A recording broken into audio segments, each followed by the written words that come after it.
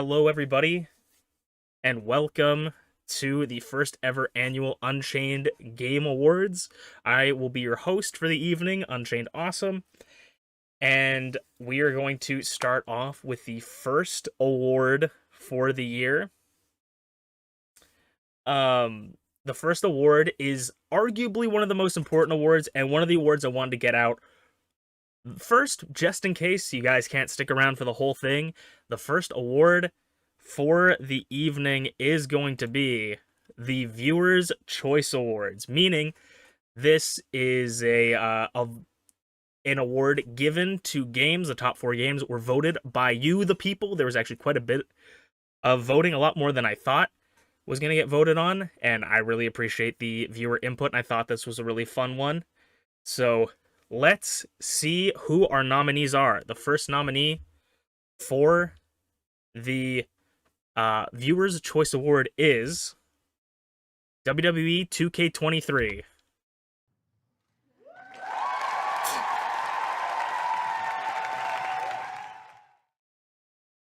Minecraft. Sorry, I'm flubbing this already. Xenoblade Chronicles 3.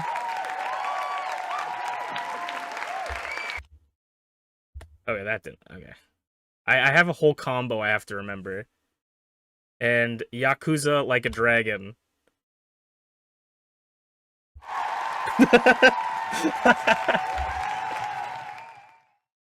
Okay.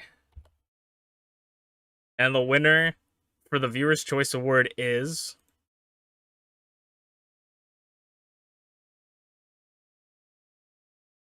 WWE 2K23.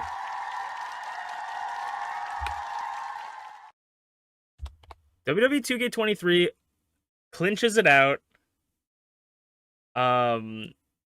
for the Viewers' Choice Award. Actually, a very surprising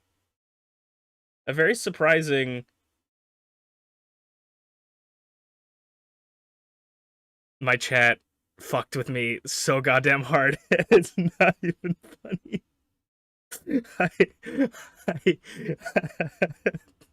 That fucked me over. I got so confused. Okay. Some of you may be wondering why this is an empty box. But no, okay. Sorry, my chat just caught me off guard crazy. I started panicking. But yeah, WWE 2K23 was the Viewer's Choice Award, which I felt was actually a very interesting an interesting pick, because this is not one that I would expect from the Viewer's Choice Awards, or from the Viewer's Choice, but it does make a lot of sense. Also, I think, yeah, I gotta do that. I think that WWE 2K23 is a game that I could see a lot of the viewers watching and enjoying, because it is a game that I give a lot of snuff to. I give a lot of my critiques, my opinions to. And obviously, I think the game is a very good game for what it is. It has a lot of problems, but at the end of the day, we should celebrate that this game, even for all of its flaws, we have spent hours and had hours of entertainment playing this game. And it's not even that we're not even playing the game. We are simulating WWE. So I think WWE 2K23 is a well-deserved game for the Viewers' Choice Award. Congratulations on winning, and we do appreciate you, even though we may get frustrated at you. That is the first award given out, is the Viewer's Choice Award, WWE 2K23. As we will move on to the next award. The next award is the Best Narrative. When it comes to a video game, the one thing that really grips you is the narrative.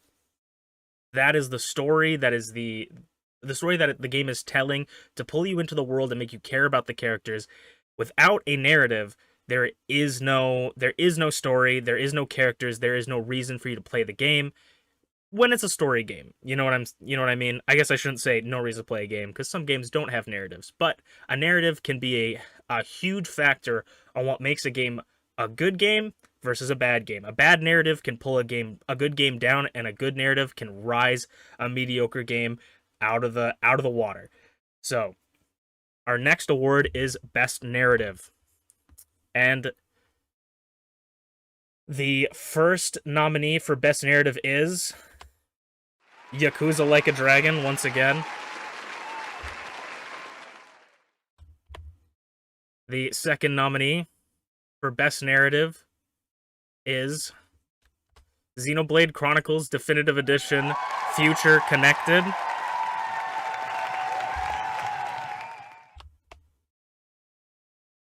Third is Xenoblade Chronicles 3. And the final one for Best Narrative is Poke Rogue.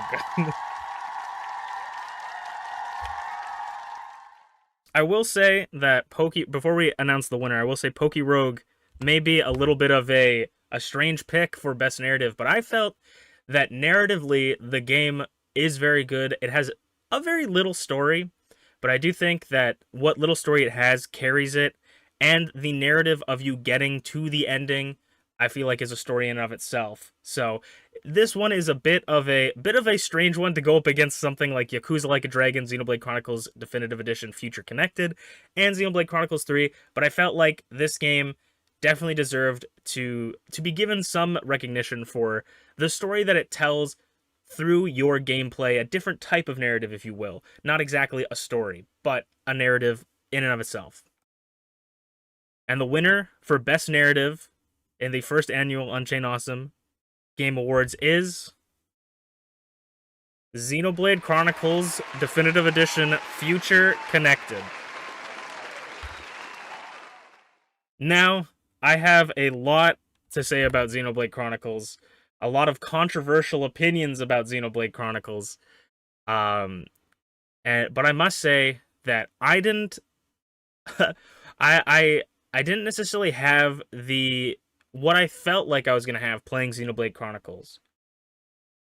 However, I felt that Xenoblade Chronicles Future Connected had such a fun story, and it really ended off the game for me with a good feeling. I've thoroughly enjoyed this DLC, and I felt that it deserved Xenoblade Chronicles Definitive Edition. I give a hard time, and I feel like it deserves some recognition on my list. We finished Xenoblade Chronicles Definitive Edition this year at the beginning of this year, and we finished Future Connected after that. And I felt that this game deserves some love and recognition, and I believe that the narrative is, as much as all four of those are games that I think deserve to win this award, I think Xenoblade Chronicles Definitive Edition Future Connected is the one that's going to take it for me this year. I think that this was a beautiful way to end the character's story. I think it was I don't know. I just felt the story was really good. I felt bringing back the old characters in this game without spoiling anything, right? I feel like this game has had a very good ending, very good characters, and a fun story. I also should preface this. I should have prefaced this at the beginning. That there will be obviously some spoilers in this, and I should have some spoiler warnings available for you. And I will try to limit spoilers as much as possible. But with how this is, it is, it is how it's gonna be. It's life. We're talking about this. If you don't want to hear anything about a specific game, I will do my best to not spoil story points. But if you guys don't want to hear something about the game, if you see it on screen, best to mute for a little bit. But we'll move on to our next award.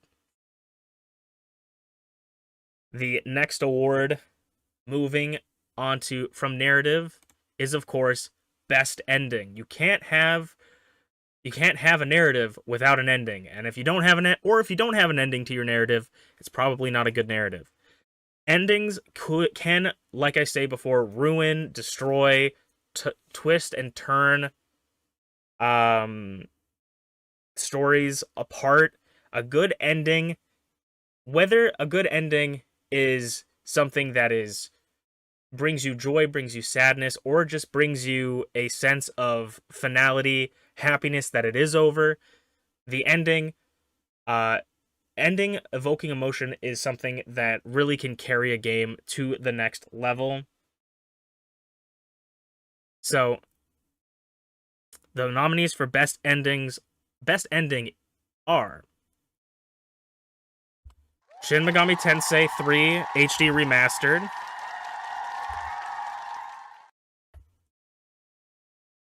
Gotham Knights,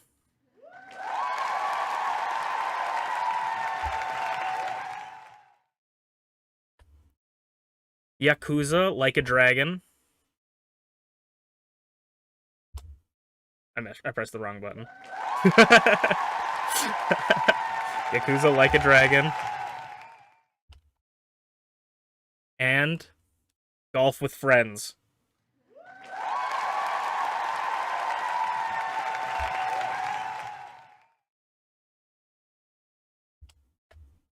And the winner is... But actually, before we say the winner, unless I messed up the slides, and this is the winner, we will say honorable mentions for best ending. The honorable mention is Yakuza 6 Song of Life. I gotta give Yakuza 6 Song of Life honorable mentions. We finished this game last year, before we even thought of this idea. We finished it basically the last possible day we could, because I wanted to play Yakuza Like a Dragon this year. Year of the Dragon. And this had one of the best endings of all time for a Yakuza game. It was emotional. It was the culmination of every single Yakuza game before it, and gave a perfect ending that I didn't even see coming. I like to think of myself as someone that can understand narratives and see where things are going, and see the plot twists. But Yakuza 6 ending, for me, when you have played through from 0 all the way up to that point, it is such a beautiful ending. And if it was not for the fact that we played it last year, it would have won this year for sure. So I wanted to give honorable mentions to Yakuza 6, The Song of Life. But now, for the best ending in the Unchained Awesome Game Awards, the winner is Yakuza Like a Dragon.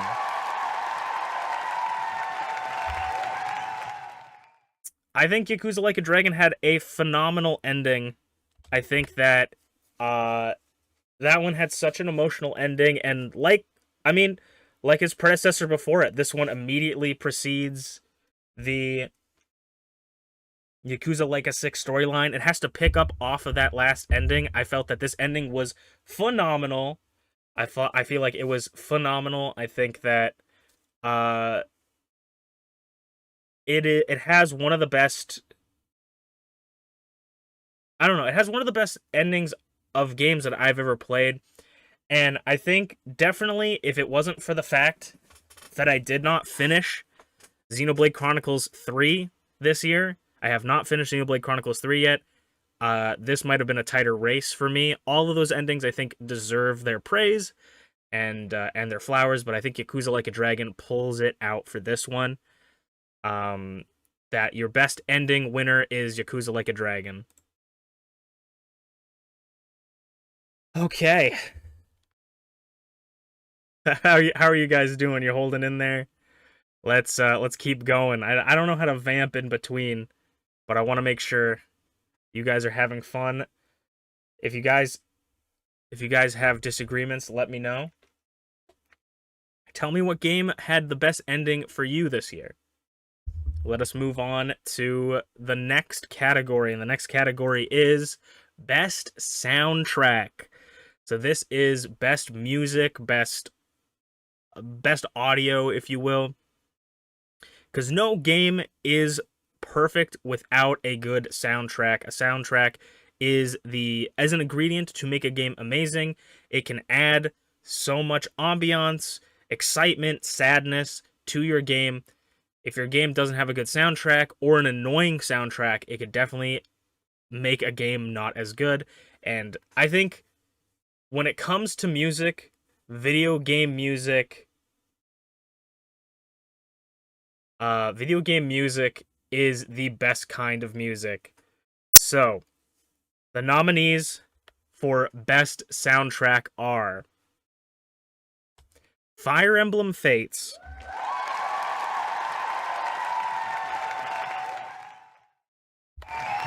Okay, nope. I gotta get my whole Street Fighter combo set up. Bakugan Battle Brawlers for the Nintendo DS.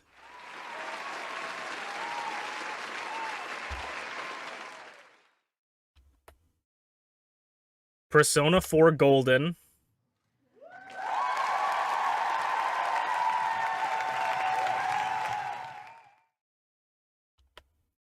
And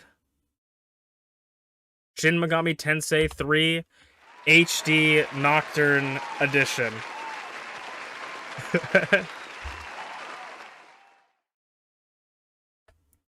And the winner for Best Soundtrack is Shin Megami Tensei 3 Nocturne HD Remaster. There's not too much I can say about this without, like, I'm no music expert, but I think that most of the music in all Shin Megami Tensei games, including Persona, it's just incredible. And I think SMT3 pulls it out for me only because, one, I just started Persona 4 Golden again recently. I haven't really played it that much this year. And two, it is the battle theme for Shin Megami Tensei 3. The fact that the battle theme is so good that you can never get tired of hearing it in an RPG with random encounters means that it has a good soundtrack. I'm not a scientist, but I think that means it has a good soundtrack. Because every time you get an encounter, you have to hear the same music over and over again. If that music is annoying, it will drive you insane. Shin Megami Tensei 3's music was the only thing that didn't drive me insane. So I have to give it to SMT3 Nocturne, the HD remaster that we played this year. Fantastic game, incredible soundtrack with all the music, not even just including the battle track, all the music of the dungeons, the cutscenes, everything I felt was really, really good. I think these games have phenomenal stuff. Atlas makes great games quite a while, I gotta say that they make good music.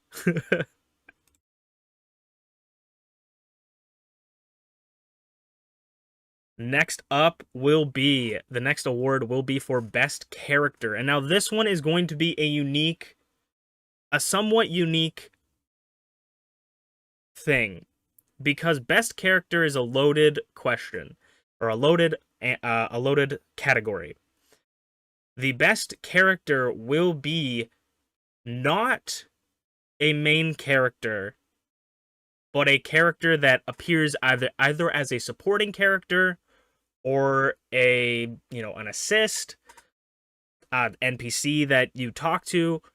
Its best character is basically any character in a game that isn't a main character playable character. It is a side character, someone fun. I want to give side characters and other fun characters an option. I think after you see the nominees, you will understand what kind of thing I'm talking about when I say that I want that the best character is not the best character out of everything. It is just the best character that isn't a protagonist or it could be an antagonist, but not a protagonist or a main character or someone like that. So, without further ado, the best characters of 2024 are Nancy Chan, Yakuza Like a Dragon,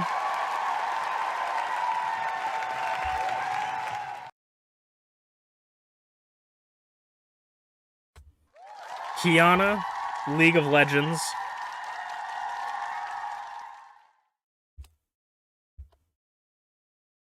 Yinlin, Wuthering Waves. Also, I think I misspelt her name horrifically, by the way. I apologize. I don't think there's a G in there. Looking at this now. I went over this like 14 times. Didn't see that spelling mistake. I apologize. And finally, Rocket Raccoon, Marvel Rivals. Now, I did say that it wasn't a protagonist. This is a playable character, so it's kind of skirting the rules a little bit, but the game came out recently, so it was kind of hard. But Kiana is similar. Kiana is a playable character in League of Legends. I mean, all these characters are playable characters, other than Nancy Chan, I guess. So I want it. So that's what I meant when I say best character, is a character that isn't like a main character. And the winner for best character is Nancy Chan, Yakuza Like a Dragon.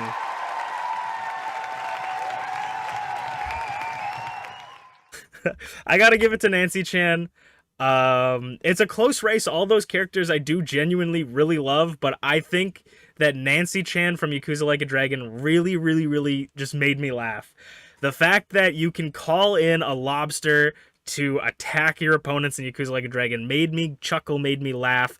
So I had to go with Nancy Chan in Yakuza Like a Dragon. I felt that the more serious the opponent, the funnier Nancy Chan got, and we used her a handful of times in the game, and everything about her just made me laugh. So Nancy Chan, congratulations, you win Best Character of 2024.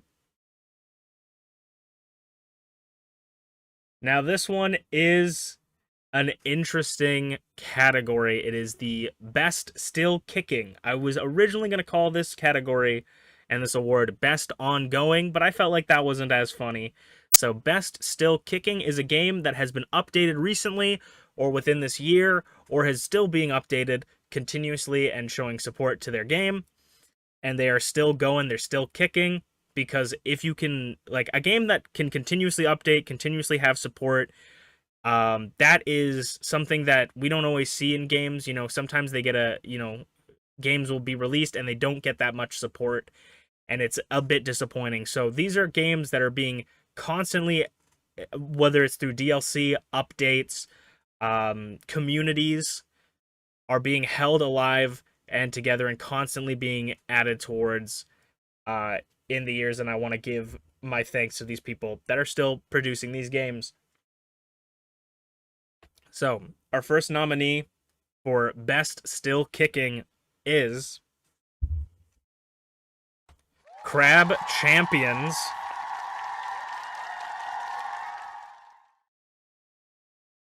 Minecraft.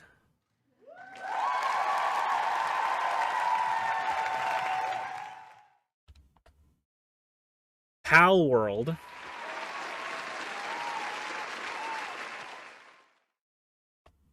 And No Man's Sky.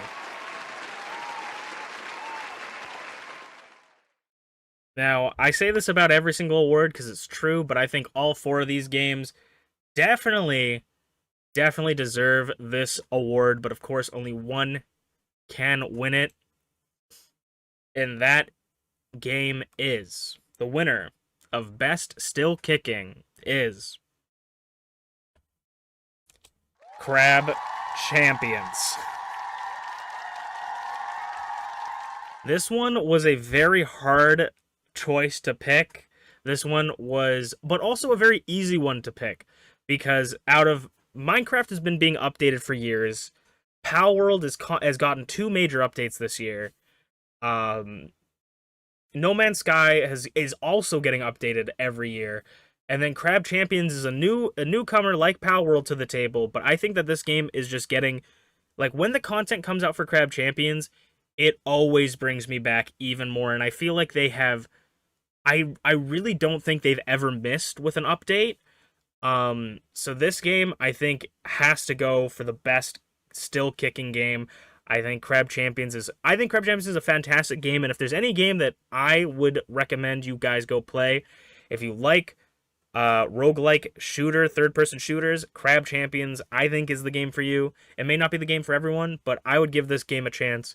It's pretty cheap, and it always goes on sale, and the dev is constantly listening to the community, and that's why I had to give this the Best Still Kicking award. Congratulations, Crab Champions. You definitely deserve it.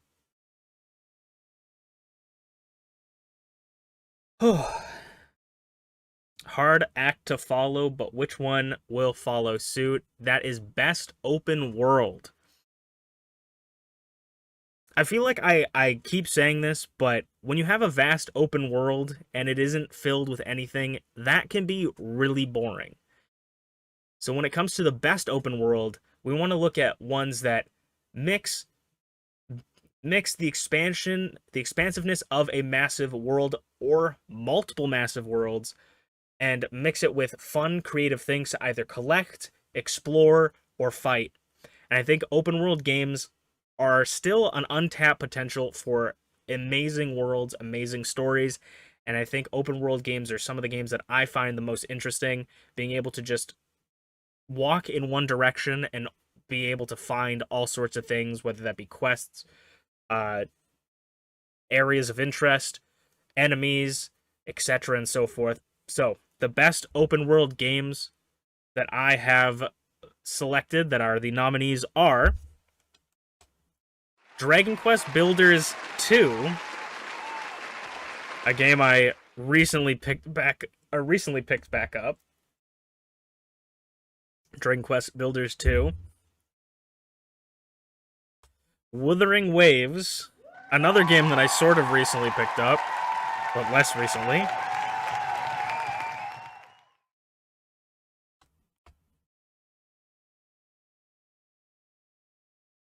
No Man's Sky, another fantastic open world game. And finally, Valheim.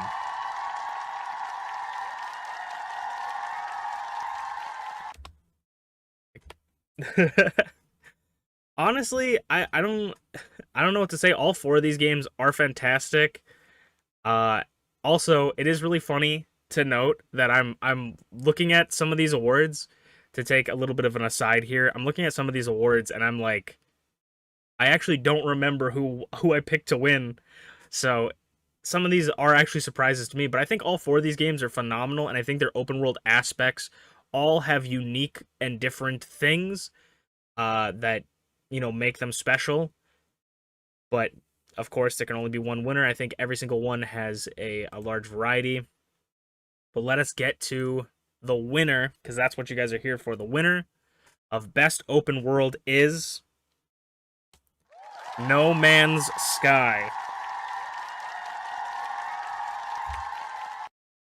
I gotta give it to No Man's Sky personally. It's a rough one to pick because all those games are so good that I think I had to give it to No Man's Sky. I gotta give No Man's Sky some love. This developer has been working hard for so long. This game, a little bit of history for this game with me is when this game came out, it was like years ago, right?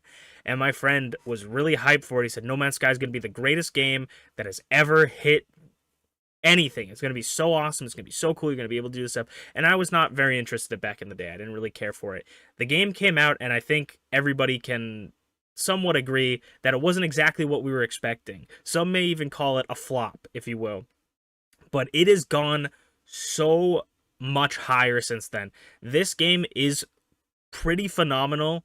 The expansive worlds that you can visit that all feel unique, with unique terrain, unique creatures that you can name. You can go and name rocks. I know that sounds boring, but it's not. You can literally name rocks anything you want in the game. And then people, when they visit that place, they will see the rock you named and they go, oh shit, you named that rock. And they will be able to see the name of the rock. Obviously, that doesn't sound exciting, but it genuinely is. I think No Man's Sky is probably one of the premier space exploration games in the world, and I think that it definitely deserves the love, and I think that the open world aspect of being able to explore literally galaxies, millions of planets, you couldn't explore all the planets in your lifetime. I had to give this to best open world, and it's a game I picked up, I believe, this year. I don't think I got it last year, but I think for the first time ever, I'm pretty sure I played it this year, and I felt phenomenal. So, No Man's Sky picks up the win for best open world.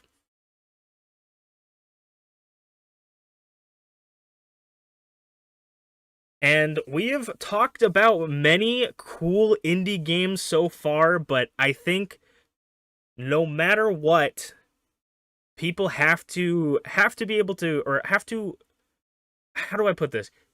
give the recognition to the indie developers, and that's why we want to do the best indie game award, because without indie games, we would not have fun and incredible games. If we left everything up to AAA developers, we would not have some of the most innovative and interesting games out there. So I think that we need to talk about the best indie games on the market. I will say, I'm not the smartest person in the world. Sometimes I don't really know what indie game means. I understand that it's like an independent developer. It's usually a smaller scale development team, but sometimes I'll look at a game and go, "Is that an indie game?" And I genuinely won't know, because usually indie games have such high quality nowadays. So sometimes you can't even tell between a AAA game and an indie game. So if you see something on this list that isn't an indie game, quote unquote, I apologize. I'm not trying to offend. These were just what I believe and I assume to be indie games, and from my understanding of the definition. So, without further ado, let's introduce the top 4 nominees for Best Indie Game. First one is Cornucopia. The second one, TCG Card Shop Simulator.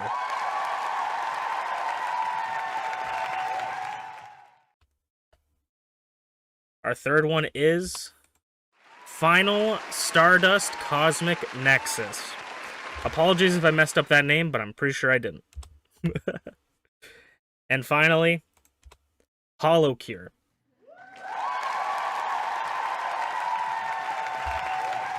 If I may spend some time talking about these 4, I think all 4 of these games are phenomenal as well. I think every time I gotta say it, I think all these games are phenomenal. And if you guys have never played any of these games, I would sincerely go check it out. Cornucopia is a game that I have played a very little amount, but Cornucopia, let me run down all these games, because I think indie games are the most important games to support. So if I may talk to you guys about all 4 of these games and give you a little bit of an elevator pitch of why you should play them, or some of the things that are really interesting about them. Cornucopia is for the people that love farming simulator games, dating sim kind of games, and relaxy, cozying vibes. If you like the Stardew Valleys, if you like the Harvest Moons, if you like the Animal Crossings, Cornucopia is for you. It is a farming sim that has combat as well, with farm animals that you can basically use as like your own teammates to go and fight creatures. You can go take your chicken or your cow to a dungeon and fight alongside them with special powers and items and stuff inside of a 3D world where everybody, all the entities, are 2D pixel art. It's a really beautiful art style and a very cool world that is still under development, made by a nice team. I actually have a video about it if you guys want to watch it on my YouTube channel that was sponsored by them. They gave me a Steam key. I'm not saying all of this just because they gave me a Steam key. I'm saying this because I genuinely like this game, though I should disclose that they did give me a key for free.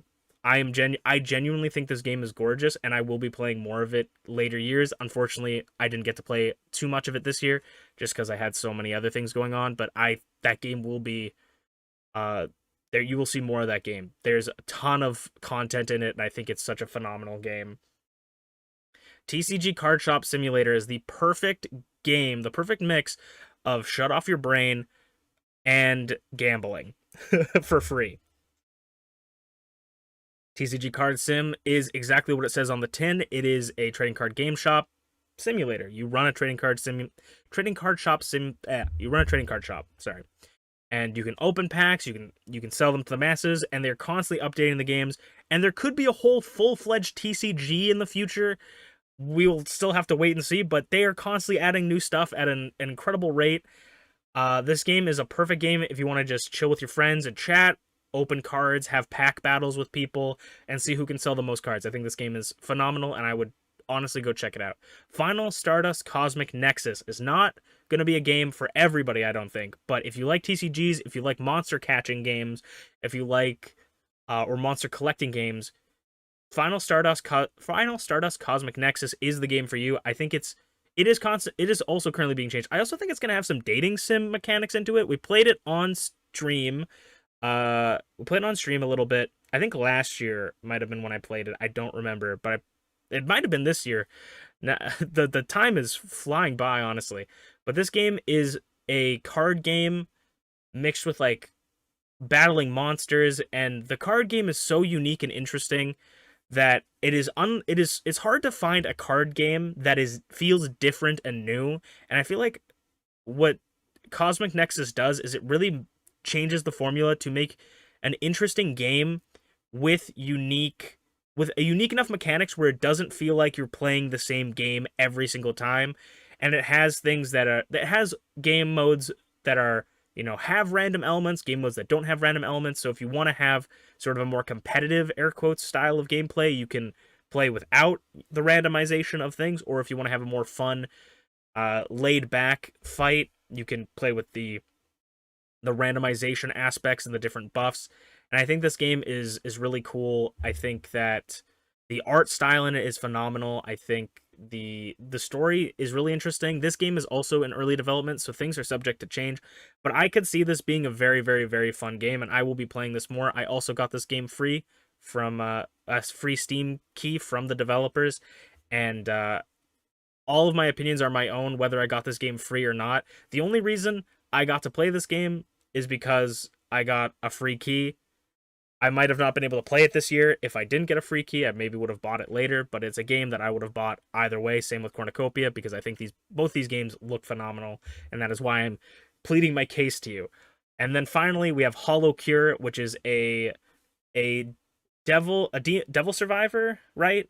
Game, roguelike kind of game where you play as the Hololive girls and Hololive characters, and it's really cute, very fun. It just got a recent major update that adds like a whole other game to it. I think this game is really, really good. I don't want to take your guys' time too much on this. It's also free, $0, 0 cents. Hollow Cure free. Amazing art, music, gameplay, everything about it super fun. Try to beat my score whenever they add the scoreboards back to level 2 as Corone. And level, yeah, I think it's level or world 2 as Corone.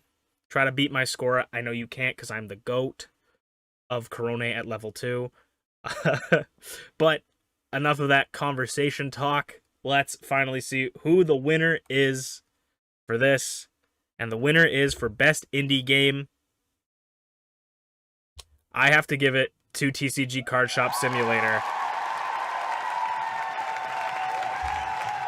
I'm going to sound like a broken record every single time, but it's such a difficult decision to pick the winners out of these four because all of them are up there for a reason. All four of those games are phenomenal. I think Cornucopia would have won if I played it more, but unfortunately, I didn't have time.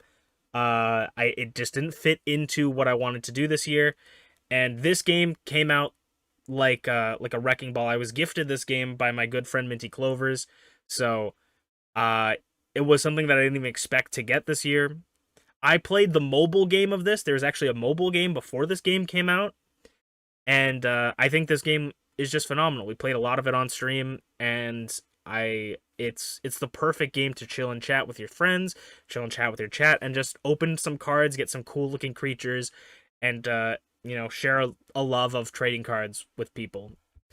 So I think TCG Card Simulator delivers on everything that it said it's gonna do so far, and hopefully will continue to deliver as it progresses throughout the time.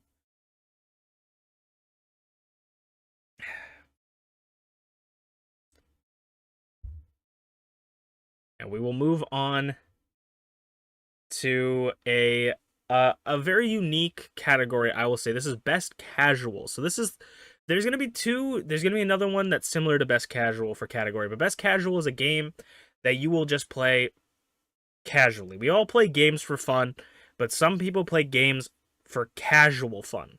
You can just turn it on, turn off your brain, and you can just play it, and it's a fun game to play casually, not take super seriously, and it's still a fun game. So, best casual game nominees are Pokemon Legends Arceus, a game that I still very well play casually. Monster Hunter Rise. Sometimes this game can be casual and sometimes it can be stressful, but Either way, it's still a very good game. Also, I should say Monster Hunter Rise does include Sunbreak, even though I sometimes distinctly say between DLCs and games, Monster Hunter Rise does include Sunbreak. I apologize for not making the distinction. The next one is Minecraft. And the final one will be TCG Card Shop Simulator. Could we see a back-to-back? All games very good for casual play. All games very fun. But of course, there can only be one. Bars. Who is the winner of Best Casual Game? And the winner for Best Casual Game is Minecraft. I think this one may have came with no surprise, but Minecraft tops the charts when it comes to its casual gameplay. For someone, it's ironic for someone that plays hardcore to call Minecraft casual, but I think that this game is a game that I can just turn on, play a little bit, turn off, not have to worry about it. You know, it's a game that you can play with stuff on in the background. You don't have to fully focus on what's going on. You can talk with friends. And I think Minecraft is a game that it deserves some flowers. I think it deserves some representation in the Game Awards. You know, maybe this game won't win Best Game of the Year, but I think it deserves something, and I think Minecraft's given me plenty of hours of gameplay this year. To not get at least something would be a travesty. Thank you, Minecraft, and congratulations on winning Best Casual Game of the Year.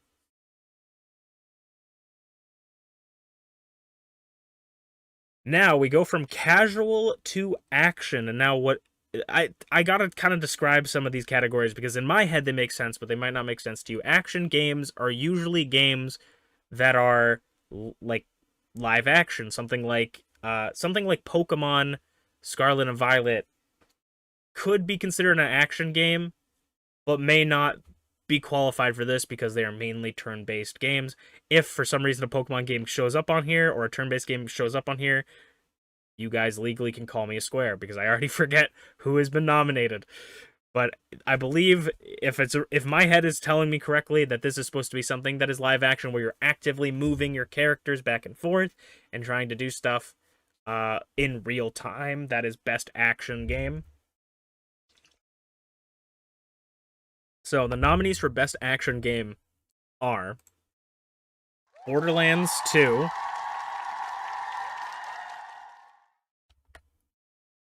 Monster Hunter Rise,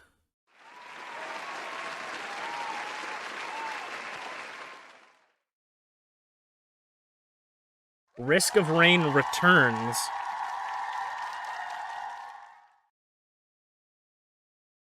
and Code Vein.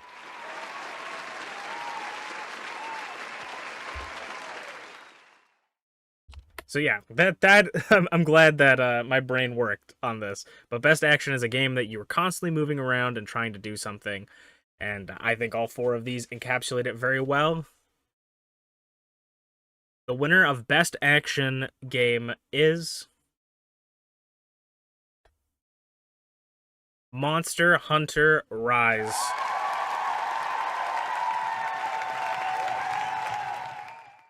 Monster Hunter Rise, it's a game that has lived through the years. I have probably 400 hours in it, roughly, maybe 500 hours. This also includes Sunbreak, by the way. I'm not only classifying Monster Hunter Rise. Sorry for not distinguishing that correctly. Again, apologize. But I gotta say that as much as I didn't play it crazily this year, I think this game is my favorite action game I've played this year still because the action is so fun. You're able to play with friends, and my friends, we play this we played this all the time, and we've played this together all the time, and it's just it's a fun time all around. I think the combat in this game is phenomenal. As someone that plays as Insect Glaive, I think it's very fun. You get to bounce around. So I think when it comes to action games, if I'm seeking some form of action, I usually lean towards Monster Hunter Rise, Sunbreak, to hop in and hunt a couple giant kaiju monsters. It can definitely be a very, I mean, it was Best Casual, so it could be a very serious game, but also at the same time, it's such a great game to just turn on and play.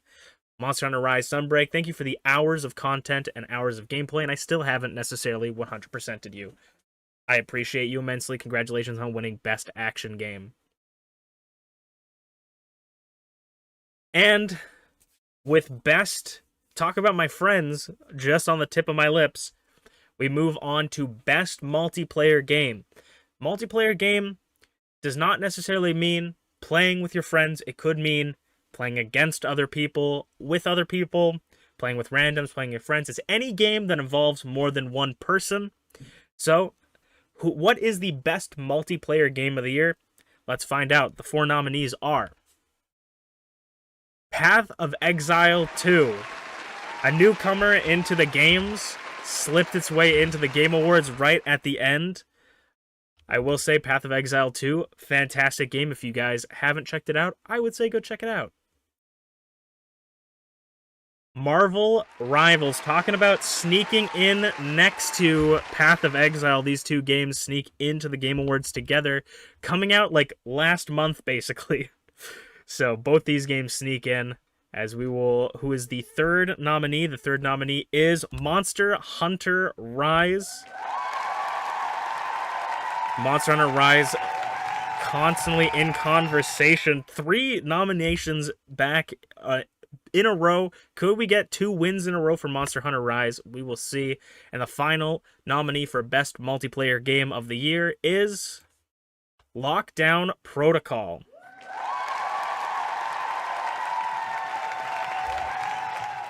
Lockdown Protocol was another game that I got gifted this year. It's not something that I necessarily... it's not necessarily a game that I would go out of my way to play, but I personally really liked Lockdown Protocol. I don't know if I would have bought it if I didn't get gifted it, but I like it a lot. I think it's a very fun deducer game, kind of like, you know, Duck Duck Goose, Among Us, but I think it has a higher ceiling it has a high ceiling to be entertaining and funny, and I think Lockdown Protocol is a very fun. It definitely better with friends and better with more people, but I think it deserves to be on Best Multiplayer. A lot of newcomers, and then you got the oldie Monster Hunter Rise. For me, I don't know how long Lockdown Protocol has been, but 3 out of the 4 games I have played just this year for the first time. The winner of Best Multiplayer for the Unchained Game Awards 2024 is Monster Hunter Rise. The back-to-back for Monster Hunter Rise. I mean, what can I say that I haven't already just said in the previous one? I think we have to give it to Monster Hunter Rise. Monster Hunter Rise is the multiplayer game that gets me coming back every single time, and it's so much more fun with friends. I think that this game I have played by myself solo, but when you play with friends, this game also includes Sunbreak. This game is just top tier when you have friends, because it goes from a casual chat with friends where you guys are just goofing off, having a great time, to fuck, oh my god, I just carded, oh my god, I need someone, wait, I'm low health, I'm stunned, hit me, I'm putting him to sleep, why did you wake him up, I didn't hear the sound, you know, it turns into a crazy experience where it just, when you can collaborate with your friends in this game, it changes the entire game. It makes it completely different, so I have to give Monster Hunter Rise Multiplayer of the Year. If Marvel Rivals or PoE came out a little bit earlier, I could definitely see those 2 winning. Lockdown Protocol as well is also, like, all 4 of them, very good multiplayer games. I think Monster Hunter Rise just tips it over the edge for this year. So 2 in a row for Monster Hunter Rise. Congratulations, Monster Hunter Rise. Thank you for giving my friends headaches for years. Also, I should say, this game took so many months out of me and my friends. We tried to do one event hunt that took us so long to do, where we had to fight 2 big monsters with tons of health, and it was like the hardest thing, and you don't know how awesome it felt when we all finally beat it together. That kind of stuff, it enhances the gameplay when you're with people. A tough game can be a fun thing, as well as like a great experience, but when you have friends alongside you, I think it just changes the game forever. So Thank you, Monster Hunter Rise, and my friends for multiplayer of the year.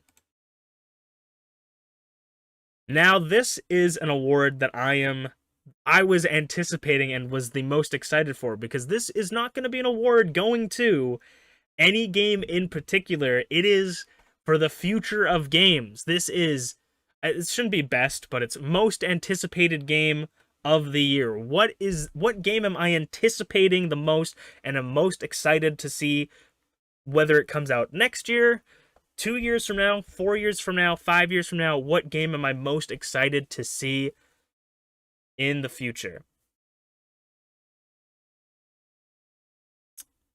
Let's see the nominees for most anticipated game of the year. The first one being Xenoblade X Definitive Editions. This game just recently got announced, and I'm incredibly excited for it. I love Xenoblade, and I think this game will be quite fun.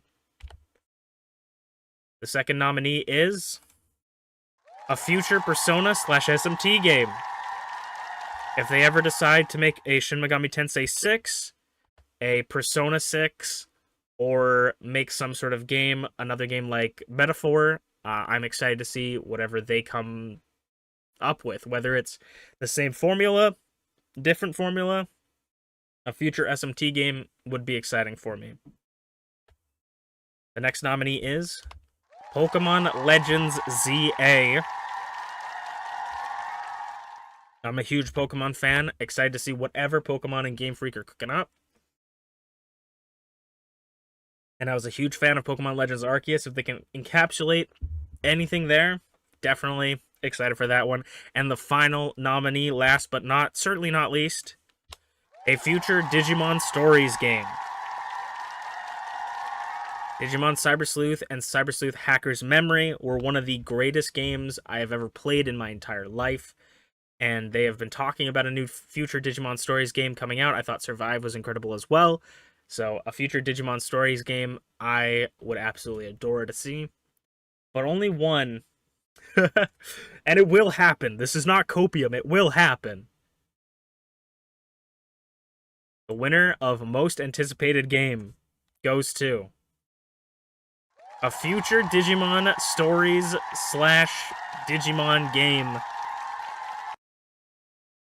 I gotta say, Digimon Cyber Sleuth Hacker's Memory, if you guys haven't picked this up and you love RPGs like this, pick it up. I feel like they are so good. If you guys like Persona games, pick up Digimon Cyber Sleuth. It will get you into Digimon.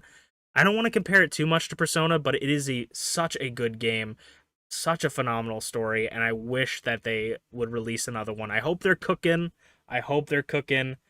But I love these games. I hope they come out soon. But Digimon, the next Digimon game does outbeat the Pokemon Legends ZA, only because I think that I know ZA is coming, so I can be excited for it, but I don't actually know if a new future Digimon Stories game is coming or will ever come. So that makes me more excited for it if it does happen. So Digimon Cyber Sleuth / Digimon Stories game. Oh, please.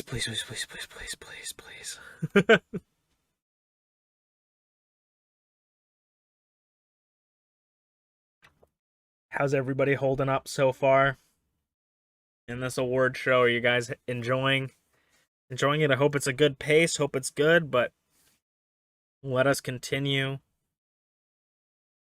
with the next one. Best Shooter. So best shooters, of course, it's a game with some kind of projectile that you shoot at someone, whether it be a gun, crossbow, slingshot, whatever it is. You got to be shooting something at someone, whether it's in 3D, 2D, first person, third person, whatever it is. Best Shooter of the Year. The nominees for Best Shooter of the Year are Marvel Rivals, sneaking into another one this late, Crab Champions,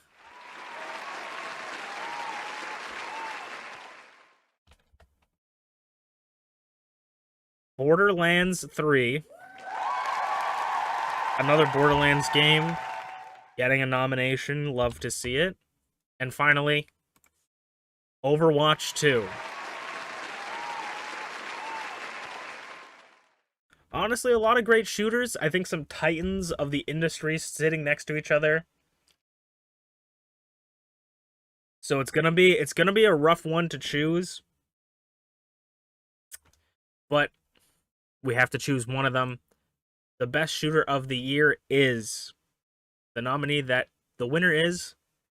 The nominee that is the best shooter is. Sorry, I keep saying is. I don't. Marvel Rivals. It does just outbeat Crabs, but I think this game is so fucking good that it has to get something, and I feel like this is the best award for it. I think when it comes to shooters, I think that Marvel Rivals has the capacity to be more fun than Crab Champions, but I think Crab Champions has more interesting mechanics than Marvel Rivals that makes it more playable. We'll see how Marvel Rivals does for the coming years, but I think that Marvel Rivals, I gotta give it best shooter. I think it's such a good game, and I hope it continues to be such a good game. I hope it wins best ongoing next year. But I gotta give it to Marvel Rivals. Just came out like 4 weeks ago at least, and already one of my favorite games I've played this year. The next up, though, best roguelike. So, I don't actually know what roguelike means, but usually my understanding of roguelike is a game where you go through something like dungeons or areas and you get some sort of procedurally generated dungeon with enemies and you get random bonuses as you continue and you can select and choose. Uh, I don't know if that's the correct definition for a roguelike. If one of these on here is not a roguelike, or it's a rogue light, or a rogue something else, I apologize. I'm doing my best. I just work here. So we do have some experts. I know some experts. They will tell me I'm a square if these are not roguelikes. But I think roguelike is such a fun game genre that I had to make it a category. Having a game that is constantly changing every single time you play the game is just, it makes replayability infinite. And it's the combinations of different things you can do in these games are always so fun. So let's see the nominees for best roguelike. First one is Gunfire Reborn.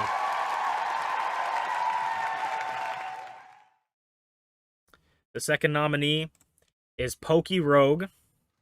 If that's not a roguelike, I don't know what is. It has rogue in the name, okay? Pokey Rogue. The third nominee is Crab Champions. And the fourth and final nominee is Hollow Cure.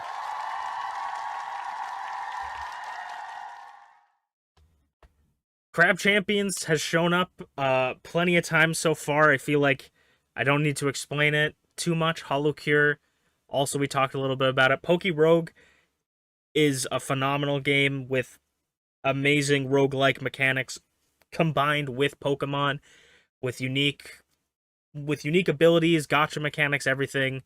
Gunfire Reborn is a first-person shooter. It's crazy that... Sorry, I should go into more detail on Gunfire Reborn. I shouldn't just say it's a first-person shooter, but I want to say that it is very interesting that you see all four of these games are roguelikes, hopefully. And they all are very different gameplays. Crab Champions is a third-person shooter. Gunfire is a first-person shooter. Pokey Rogue is playing Pokemon turn-based strategy. Hollow Cure is a survival kind of survive the wave kind of game. So all four of these games could be considered or are considered under the same flag and genre, but are completely different mechanically, which I think is such a cool idea or reason for this category. And the winner for best roguelike of the year is Crab Champions.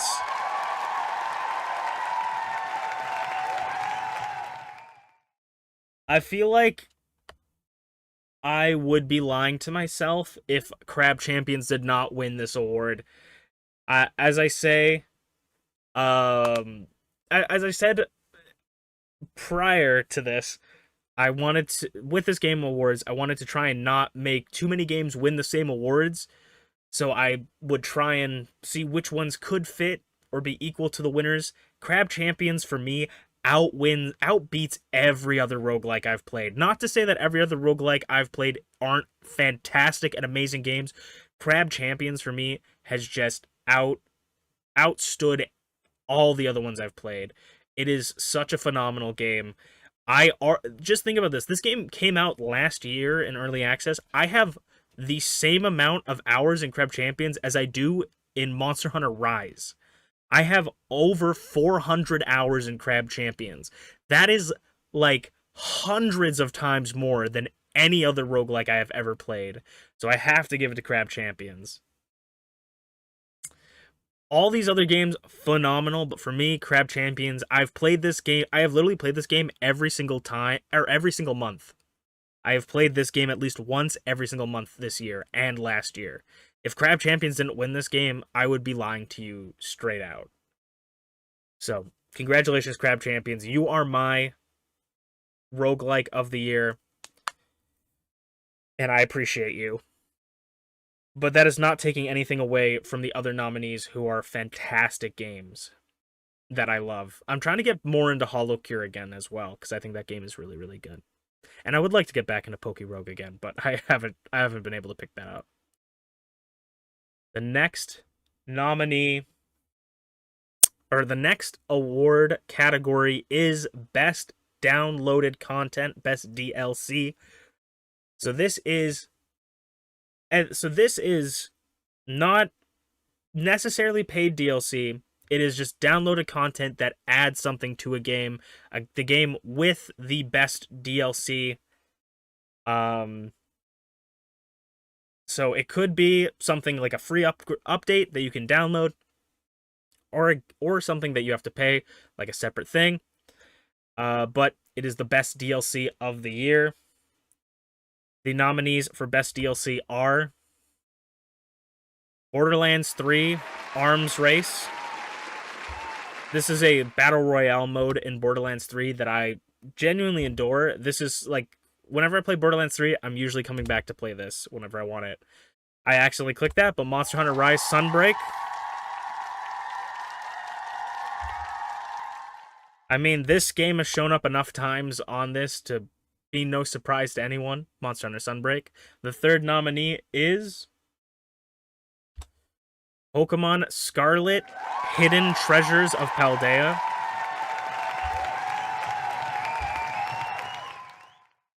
And the final nominee, Super Smash Bros. Ultimate Fighter Pass. The Fighter's Pass may be a weird, unique choice because obviously all of these didn't necessarily come out this year, as is these Game Awards, but I played some Smash Bros. The other day, and I was like, or not even the other day, but this year, and I was like, man, these DLC characters from the Fighter Passes are like the only characters I play.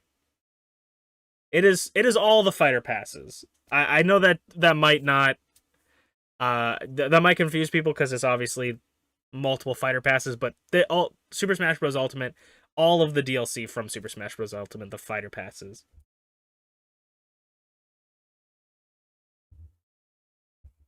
So,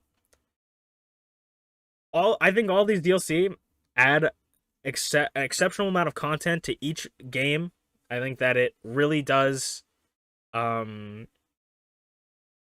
think it really does. I think DLC, as much as it can be annoying to get a game and then 1 week later a DLC drops for it, I think DLC can be a really good way to introduce new content to your game that maybe you wouldn't have enough time in development to fully fledge out or need more funds to add. The winner of Best DLC is Monster Hunter Rise Sunbreak. Again, I did not I did not distinct once again I did not make the distinction.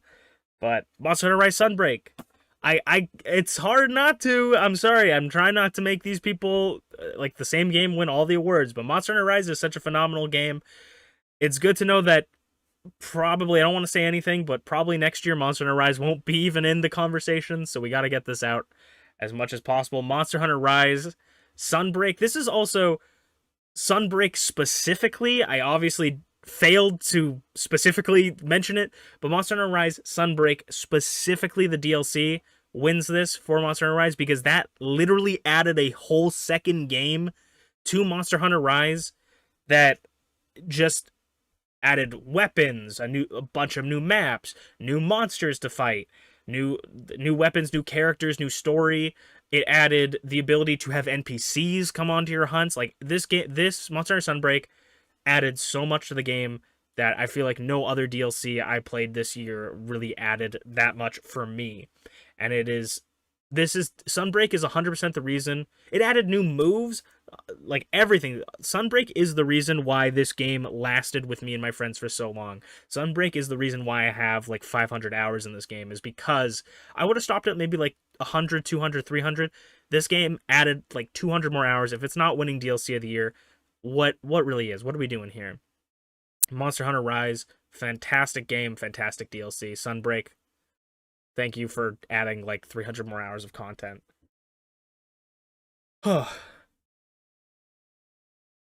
Now, speaking of adding new levels and worlds, this next one will be best level / world design. And this one is a little bit of an overarching umbrella for an award, because this one not only talks about the beauty of the world, but sometimes the creativity and the intelligence of the design created by these people, the developers in the games. So if something is a intelligent design, like it is a fun thing to explore, or a tricky area to traverse, and it's supposed to be that, then that could fit under here. Or if you like walk out and go, holy fuck, this is gorgeous, that also falls under the umbrella. So best level / world design, the 4 nominees are No Man's Sky,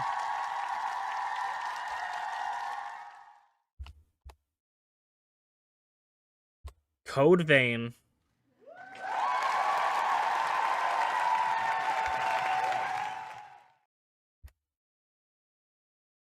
Borderlands 3, and finally, Xenoblade Chronicles Definitive Edition. And the winner for best level / world design is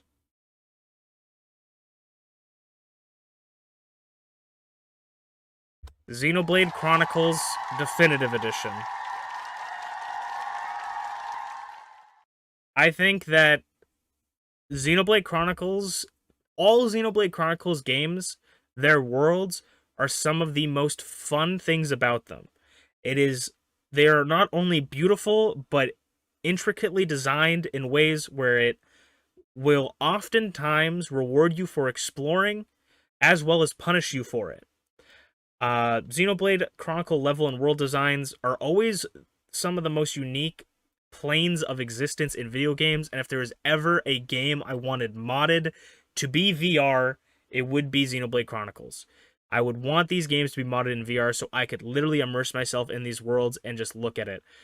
For Xenoblade Chronicles Definitive Edition specifically, the world takes place on a giant person. You are on a giant person with differing levels of things. Like there's like oceans in this person, caves. There's, you can fall off the edge. There's cliffs. You can see the bottom, the ground below, or the clouds below rather. It's a massive area. You're basically on 2 men, 2 giant people. And I just think that it is such a beautiful world. Every time I play Xenoblade Chronicles Definitive Edition, I would just be, it would take my breath away, being able to just be like, didn't matter how frustrated I got playing this game, I would walk into an area and just be like, fuck, this is gorgeous. It is so good. And that's saying something when people talk about the Nintendo Switch, this game only appeared on the Nintendo Switch. People talk about how the Nintendo Switch is underpowered. This game looked gorgeous on the Nintendo Switch. And so I have to give best level / world design to Xenoblade Chronicles Definitive Edition. Gotta give it its love, gotta give it its flowers. When it's what it does good, it does great.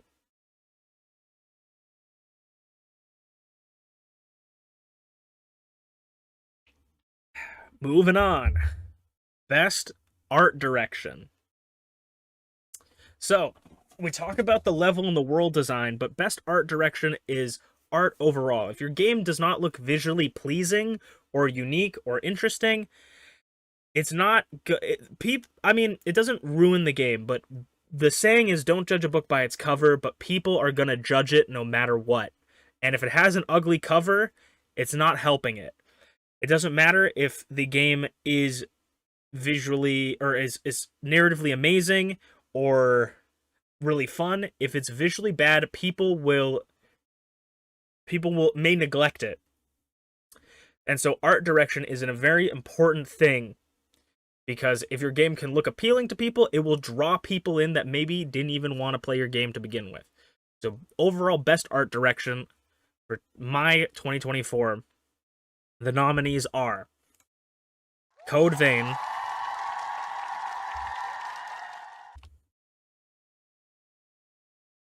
Cornucopia,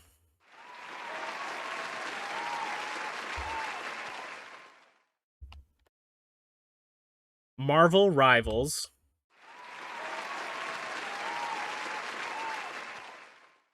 and Mario Wonder. 4 incredibly beautiful games with incredibly different styles. So let us see who is the winner for best art direction for my 2024 list overall. The winner is Cornucopia.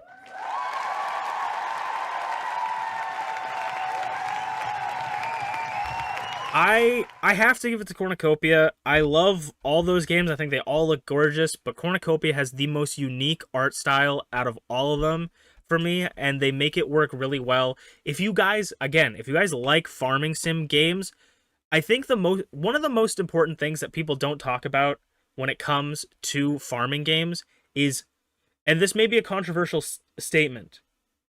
This may be a controversial statement. I don't want people coming after me, but I think the most important thing on a farming sim like Cornucopia, like Harvest Moon, like Stardew Valley, like Sunhaven, the most important thing is a diverse cast of attractive people for you to marry.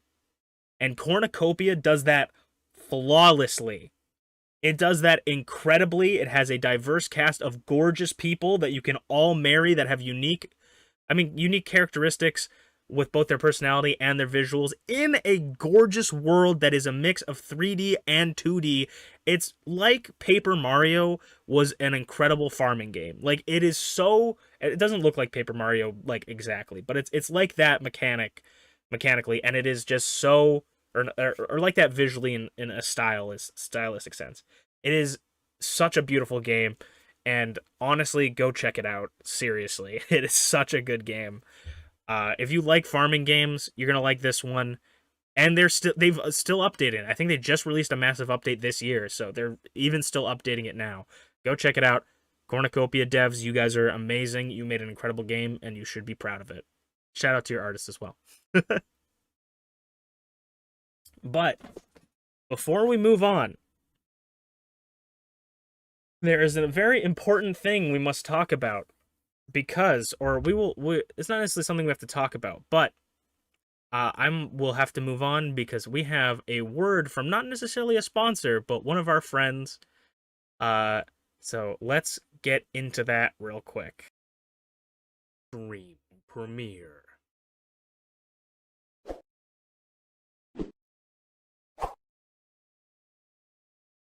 Hi, I'm T. Bananas? I hate them. A Shiba Inu VTuber. Yeah. Nope. Crap. Nope. Oh, no. No. No. No. No. Oh, no. Oh, no. I'm a great gamer and really good at driving. Oh, gosh. Oh, I have wrapped it around the pole. If you like comfy vibes, let's put a car on it. Whee! And chill times. Ah, what's happening? What's happening? I'm gonna die. I'm gonna die. I'm gonna die. I'm gonna die. I'm gonna die. I'm gonna die. I'm gonna die. Check out my stream on Twitch. Oh my god. How the fuck did you manage this? Don't know.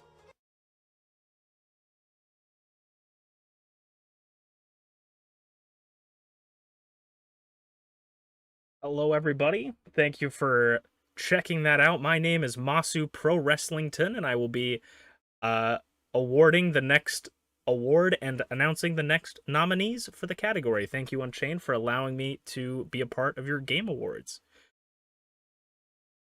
So, of course, the next one is a game category that I am very familiar with, which is Best Sports Game of the Year. And now, of course, I haven't played many sports games this year. I've been too busy working on commentating for Masu Pro Wrestling. But these are some of the 4 games that Unchained has played. The first nominee for Best Sports Game of the Unchained Awards is NHL 15.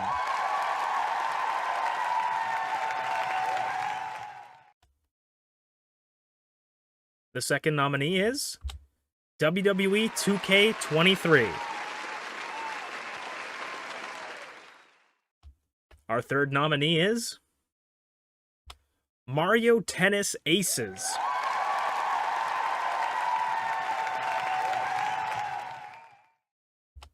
And the last nominee for Best Sports Game of 2024 is Fire Pro Wrestling World.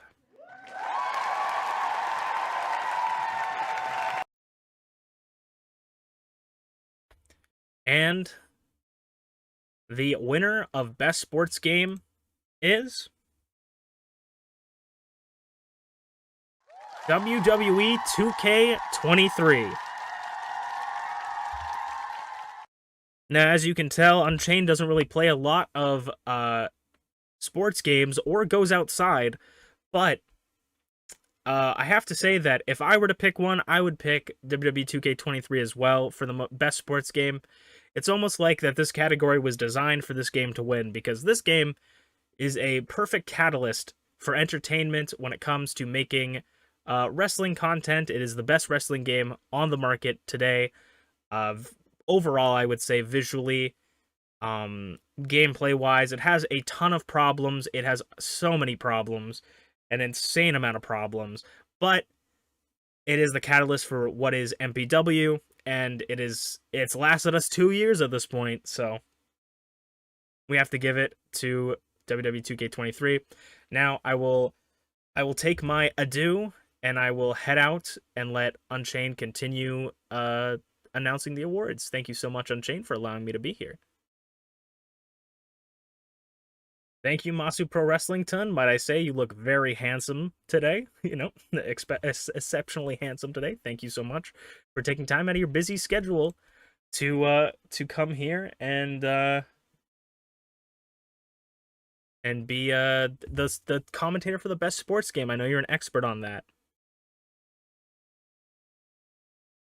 Now, this might be one of the most important games ever, or most important categories ever for the Game Awards. This is Best Character Collector. I had to open the umbrella a ton for this one because I was gonna originally do Monster Taming Game, but I feel like Monster Taming Game only fits a small portion of games, and Character Collector does a wide variety of games. So Character Collector for me, because I've made this up,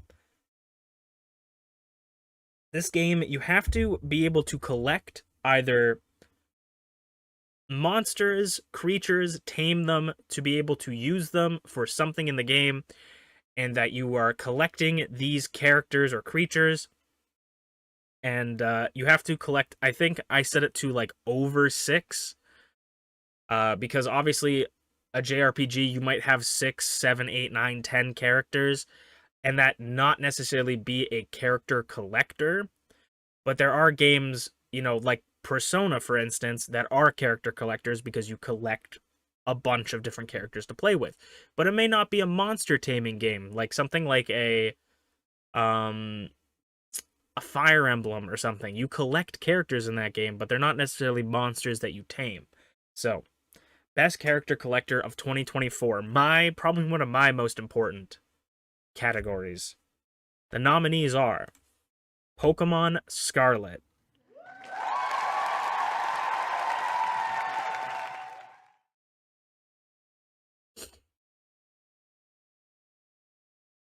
Final Stardust Cosmic Nexus,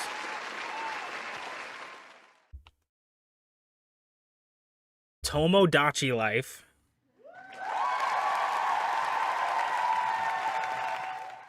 and finally, Pal World.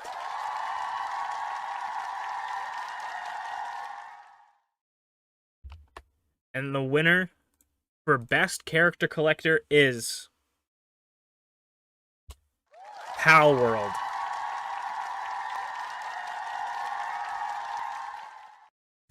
I gotta give it to Pal World. It's kind of crazy that this game has only just got an award after this long into the show. This game, I am a huge fan of Pal World. I think it is a great game. And when it comes to monster collecting, I think it's definitely one of the best on the market right now. Character collecting, I think it's one of the best on the market right now. And I think it definitely deserves this spot where it's at. I think all those games are phenomenal games that I think some deserve sequels. Tomodachi Life, sorry, I got something stuck in my throat. Let me take a sip. I got something stuck in my throat there, yeah. But Pal World, I think a great game. They're constantly updating it with such beautiful looking characters and interesting designs. Some less creative than others, but overall I think a pretty good game, and it had to have shown up this year at some point. As we'll move on to the next award, Best Farming Sim. Now this one I think is going to be a heated category, because farming sims come in all shapes and sizes with a variety of different mechanics and characters, and a lot of them have a lot of similarities, but it's the unique mechanics and differences that really pull them ahead from each other. A farming sim could be something that is chaotic and something that is calming at the same time.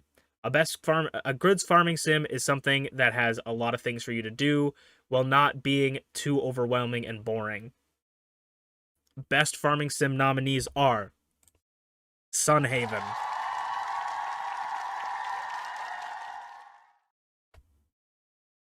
Stardew Valley,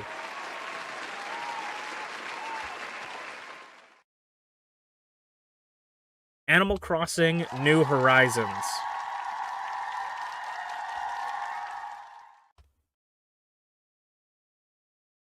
Cornucopia.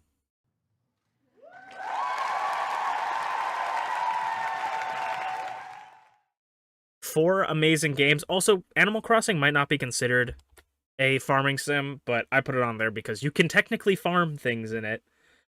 So I put it there, but four amazing games with very unique styles and identities, but only one can be the one to win Best Farming Sim of the Year. And the winner is Stardew Valley.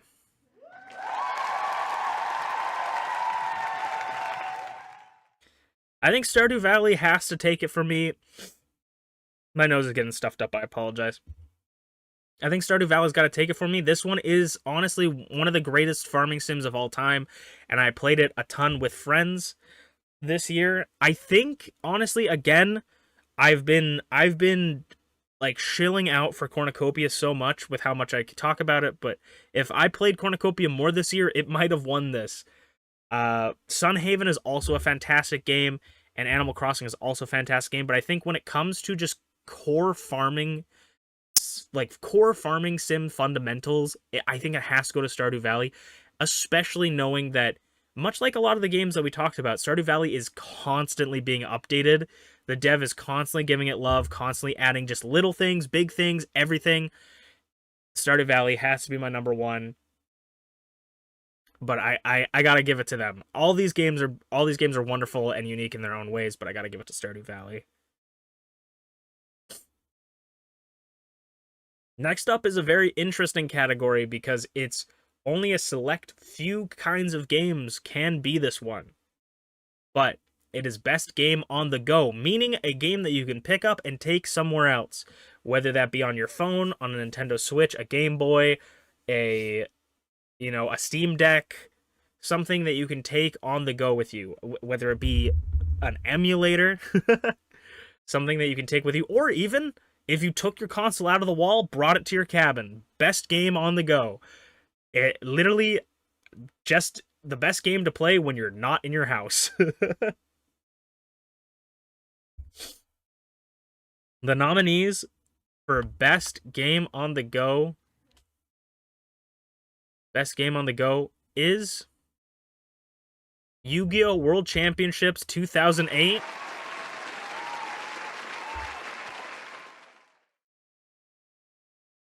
Persona 4 Golden,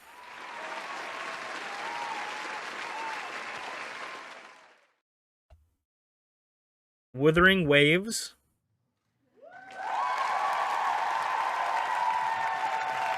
and nope, wrong button. And a lot of Wuthering Waves fans in the crowd. And finally, Minecraft PlayStation and PS Vita Edition.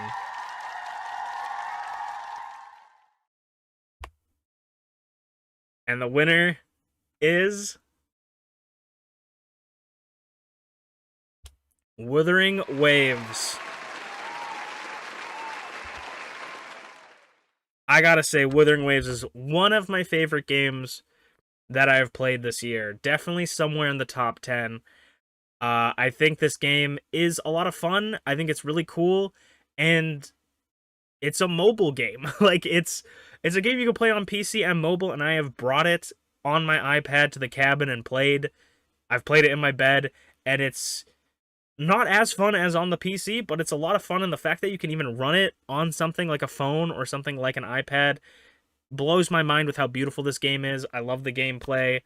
A lot of Wuthering Waves fans in the crowd earlier chanting, so like there they are again. They are here for Wuthering Waves, guys. I'm not big enough for you to get any free stuff from Wuthering Waves for winning this award, but I think Wuthering Waves deserves best on the go because I've played it multiple times on the go and I love the game. Now this one is probably one of my favorite awards because I am a stressed out, anxiety-filled person. So when I get stressed out and I get anxious, I need a cozy game to play. Best cozy game of 2024. This is the game that you can turn on, whether it actually is a cozy vibe or not. It's the game you could turn on in the middle of the night, wrap yourself up in a blanket, play it on your PC, your phone, your TV, and just feel either nostalgia, calmness, happiness. It could be a cozy game to me, may not be a cozy game to you. A cozy game to you may not be a cozy game to me. But these are my top 4 cozy games that give me a little warm feeling inside whenever I play it, and when I need something to make me happy, I pick these games up. The 4 nominees for Best Cozy Game of the Year are Stardew Valley,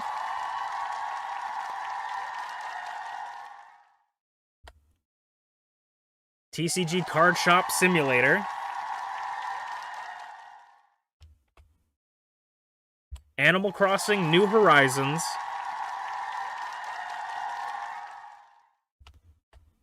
and Minecraft.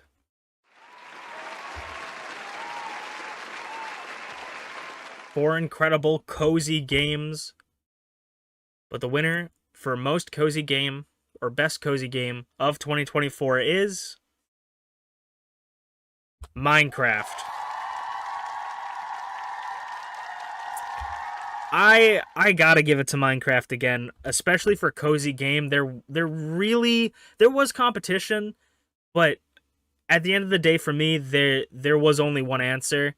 Minecraft has to take it because when I am depressed, when I am sad, I play Minecraft. That is like the only game I play.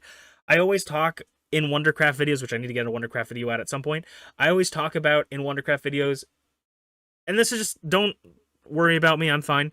But when I am sad, when I'm depressed, when I need something to do and just take my minds off stuff, I get work done in the Minecraft world. I am on it. Like, my best work is when I am sad and depressed and just need to play a game, right? So I have to give it to Minecraft. It's always there for me when I need it.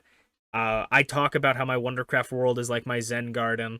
My Wondercraft world, if you guys don't know what that is the Minecraft world I play on. It is my Zen garden. It is the place I go to calm down and relax, and I have to give it to Minecraft. So congratulations, Minecraft. You were my most cozy game of 2024. Now, best game with mods. This is a game that is amplified by their mods. Some games are great, some games are even better with mods, and some games are unplayable without mods. And without mods, we wouldn't be playing them. So, the best games with mods of 2024, the nominees are Valheim,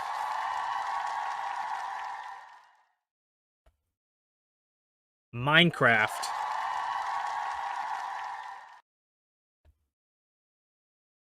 WWE 2K23,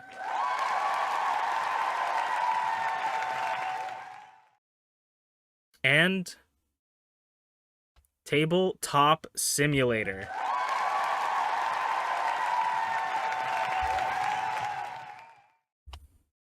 All four of these games would be completely different without the communities modding around them, and I would like to thank everybody that has ever made a mod for any of these games. I think all of these games are very good, but without mods, they would be completely different, and mods elevate all of these games to new heights that they would not be able to achieve without you.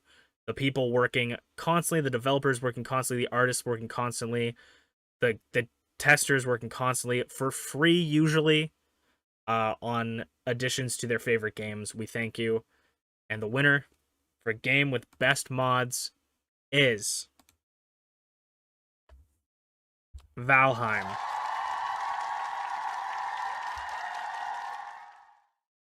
So this decision was a tough one. This was probably one of the hardest picks for me.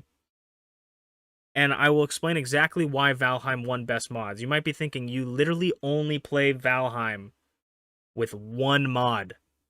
And when I was thinking about the four winners here, the four nominees, I was thinking, what game like is infinitely worse without mods?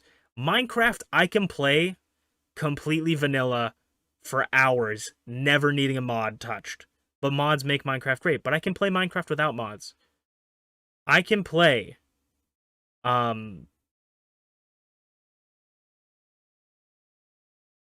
does this make me go back? How do I go back? I don't even remember. No. Okay. No, wait.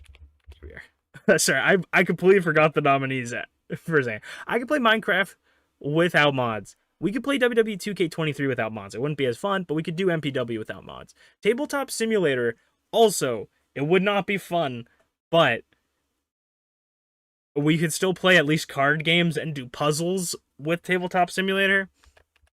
I don't think I could play Valheim without my VTuber model. I think Valheim would look too boring for me without my VTuber model as the player character. That is the only mod I use. If anybody doesn't know Valheim on my side, we play with a mod that imports my VTuber model into the game. That is the only mod we have ever used for Valheim. And it makes the game infinitely better. So I have to give it to Valheim. I think Valheim deserves an award, and I think this is one. I think Valheim's a fantastic game. I think all four of those games are fantastic games, and I think Valheim deserves an award. Shout out to Game Rant. I took this image from you. You can't kind of see it. I stole this image from you. Thank you, Game Rant. But yeah, Valheim, fantastic game. Oh, But before we continue, when I think about mods, does anybody specific pop into your brain? Someone that might mod games frequently? I think we might have another word from one of our friends happening right now. So let's check that out before we continue our awards ceremony, shall we? Not really a ceremony, it's more of like an award show, but let's check that out.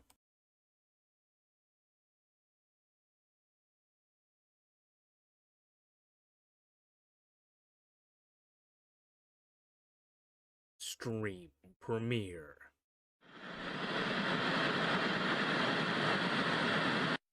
Welcome, gamers and gentlefolks. Boy, do we have a humdinger of a product for you today.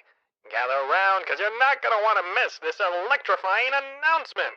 Presenting the one and only Electro Nap Energy Patch. That's right, you might be wondering, what does it do? And heavens, why are you shelling out $250 every 30 days for one? Well, let me fill you in on the marvel of the century, folks. This little dynamo is the answer to your longest gaming sessions. Running low on energy? Stick this little beauty right on your forehead, crank it up to high, and let it administer a small, mostly, probably, harmless zap. It's just enough to keep the eyelids open and that scoreboard rising. Yeah, it works. That's the spirit. Our fearless tester here is now number 10 on the leaderboards of the hottest new shooting game, and all thanks to the Electro Nap. Just slap on a patch and you can go a full 15 days without a single wink of sleep. Now, this wonder patch comes with 5 glorious settings, perfect for every gaming need. Very easy mode. Keeps you sharp for a few more hours, just enough for that evening marathon. Easy mode. Got a big day of gaming? Go for at least another 10 hours with ease. Normal mode. The choice of champions, a full 24 hours of energy.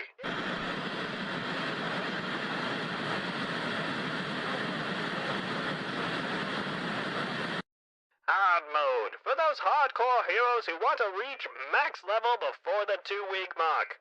Push through those dungeons like a true legend. Stay up for a full 15 days. No sweat.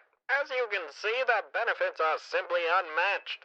And as for the little old downsides, well, you may need to use the occasional bathroom break, and a quick battery change every 2 days, but fear not.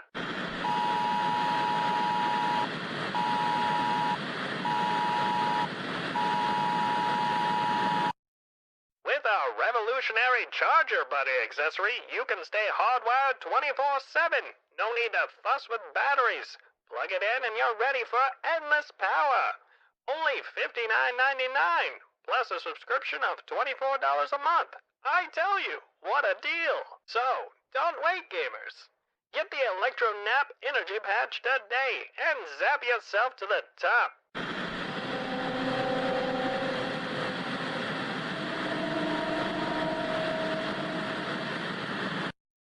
Oh, and just a final little note for all you fine folks at home. The Electro Nap Energy Patch is designed for serious gamers only. No casual snoozers here. Side effects are limited to minor sensations of exhilaration, occasional tingles, and perhaps the odd boost of adrenaline. Perfectly natural when zapping your way to peak performance. Now, if you should feel a slight twitch or hear a little buzz, that's simply the patch keeping you alert and ready to roll. So, game with confidence, folks. Just remember, use responsibly, stay in the game, and let the Electro Nap take you to the top.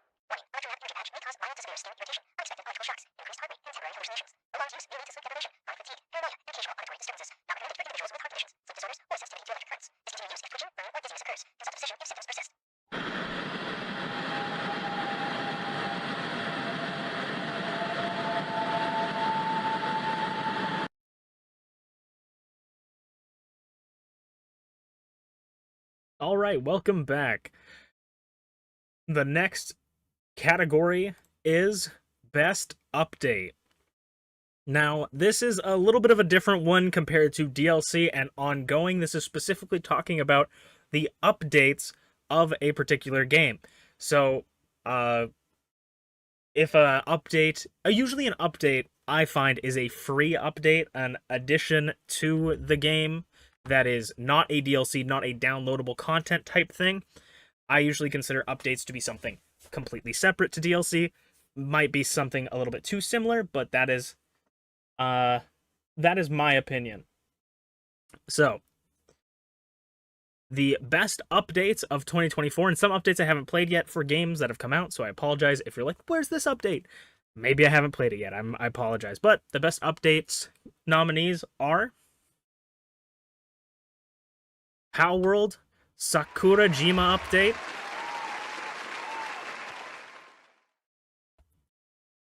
Pokemon Infinite Fusion, just usually in general. Not currently, but usually in general.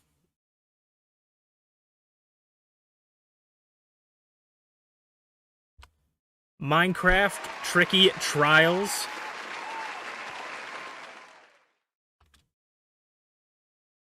And TCG Card Shop Sim Trading Card Update. I think each game gets some pretty good updates in general.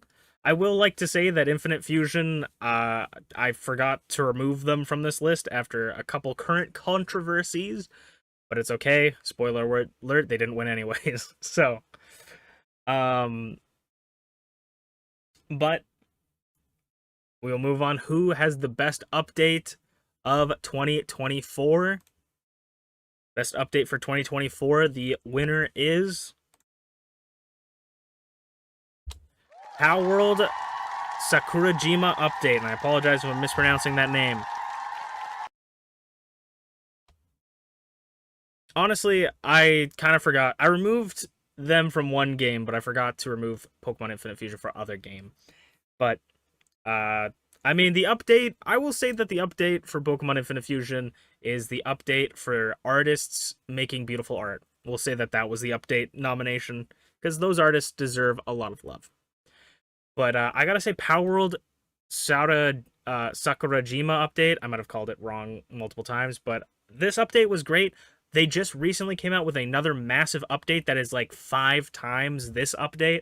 But this update added quite a few new pals, new creatures to collect, and a whole new island, as well as a syndicate base that you could raid, and PvP, so it added quite a bit of stuff that changed Palworld. It changed Palworld and made it even better, I would say, added a lot of new things. So I gotta give it to Palworld for this update. The dev team is working hard, having to go through all the stuff that they're going through right now, and still pumping out incredible updates. It's impressive to see, especially in this landscape. And especially that they're free updates. This game could have 100% started making DLC at this point, and people probably, I don't know, people would probably have a problem with it, but I think that they could have gotten away with it. But the fact that Palworld is continuing to update their games for free and add massive contents, not just touch-ups, it's really awesome. So congratulations, Palworld. Your updates have been incredible.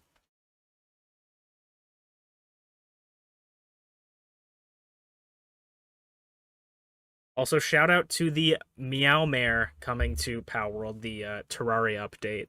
The Terraria collaboration, very cool. And now for the next one, the most underrated award. This is a game that I have played this year that I think is just so underrated. This is the hidden gem. This is the game that I would recommend to you if you've never played games like this. I think that people rate these underwhelmingly. You know, I think that these games deserve some more love, and that is exactly why I made this award.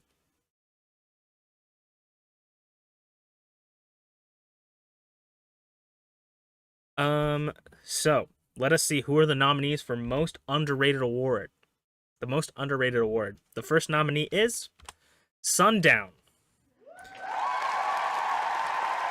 Some of these games you may not even have heard of, but Sundown is a roguelike game based on the world of Sunhaven, the farming sim. Made by the same developers. They created a Devil Survivors-esque, but it's very different. I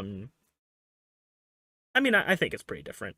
Roguelike game that I think is incredibly fun and insanely underrated. The next nominee is Fire Emblem Fates.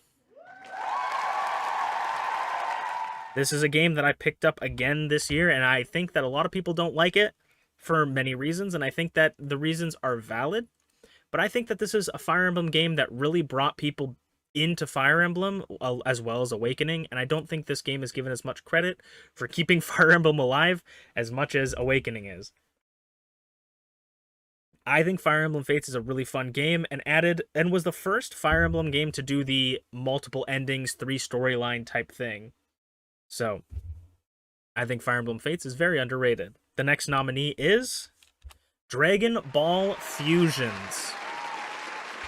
This game, if you like Dragon Ball games and really like what-if scenarios and stuff like that, this game can be the game for you. It is literally Dragon Ball, but you can fuse every character together. The fighting is a little bit different than other Dragon Ball games. Rather than actually fighting like fisticuffs, you're trying to hit them with specific moves to knock them out of the ring.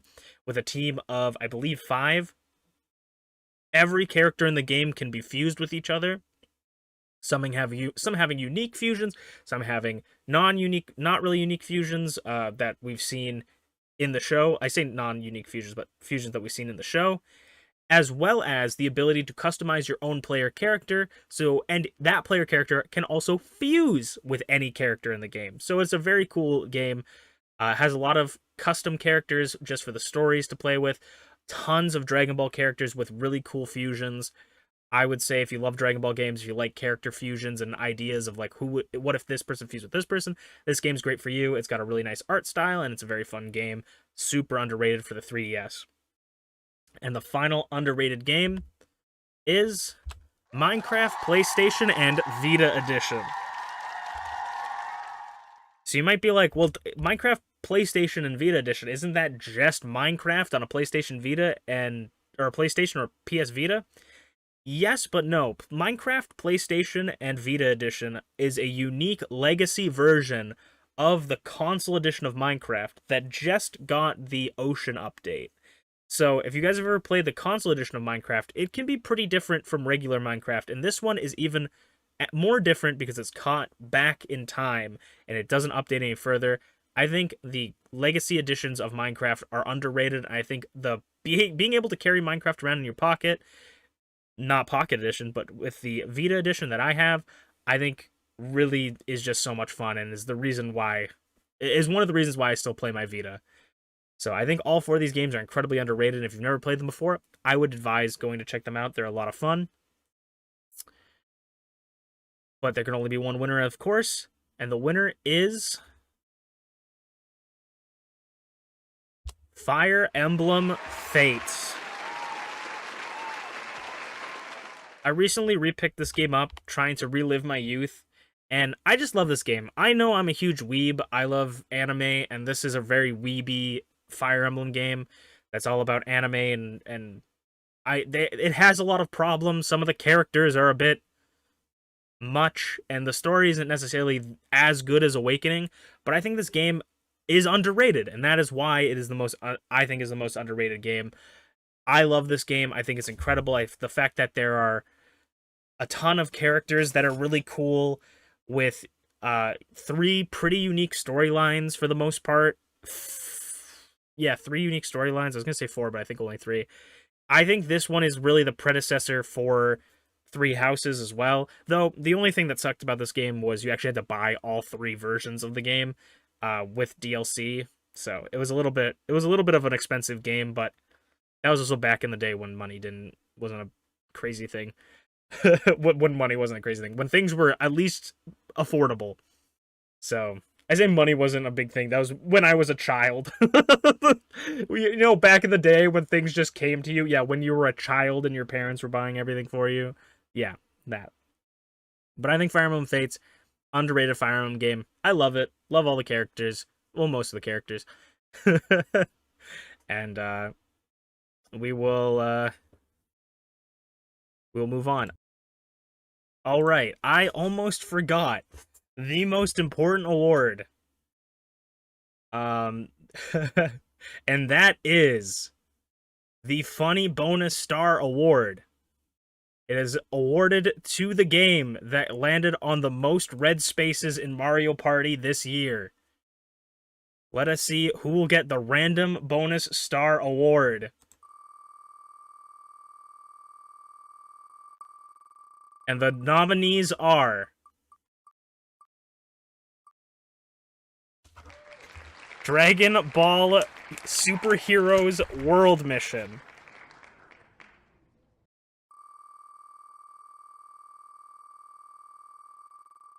The second nominee is Pokemon Crystal Clear. The third nominee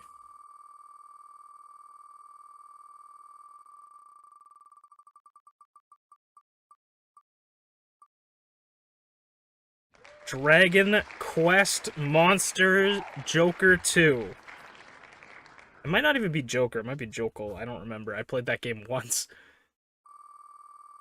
And the fourth nominee is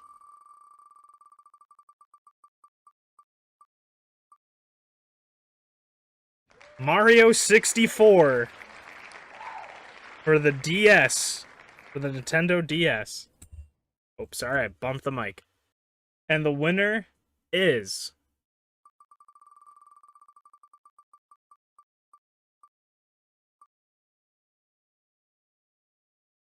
Dragon Ball Superhero World Mission.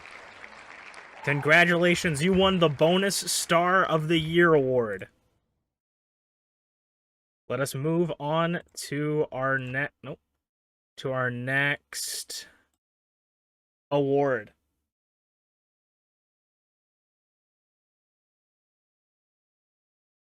All right, let's move on to the next award. It is Best Turn-Based / Strategy. So a turn-based game is a game where you take turns to do whatever you need to do, and a strategy game is usually a game that involves strategy. I wanted to lump these two together because I play a lot of turn-based games, I play a lot of strategy games, but I don't feel like I play enough to warrant separate awards for each, so I thought, why not add this to both? And sometimes strategy and turn-based games can coexist and be the same genre, so I felt that we would add both of those. So, Best Turn-Based / Strategy nominees are Pokemon Conquest,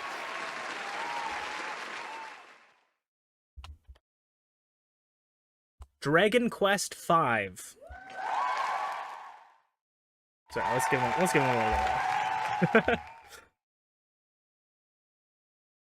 Yu-Gi-Oh! World Championships 2008.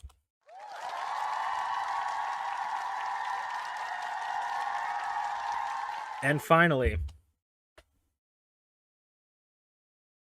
Shin Megami Tensei 3 HD.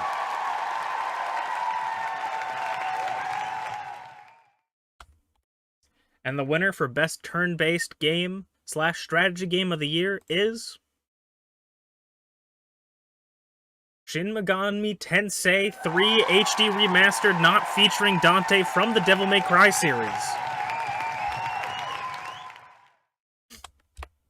I feel like this game was the most fun turn-based game I played all year. I felt that it was challenging enough to keep my attention, but also interestingly enough, challenging enough to keep my attention, but also not so infuriating that I felt like there was nothing I could do. I always felt like there was something going on that I could change and alter, and I feel like the specific mechanics in the turn-based combat in SMT3 is some of my favorite combat mechanics in any game ever, whether it's being screwed by the AI or just getting a lucky crit and getting an extra half a turn. I feel like the press turn system in Shin Megami Tensei is a really fun mechanic, and it added to it.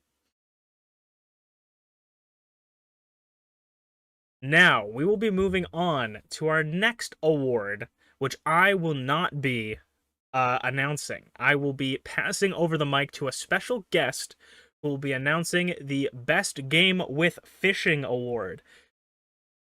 If I may, I will announce a fishing expert. I will toss you guys over to the one and only Schmeep's World.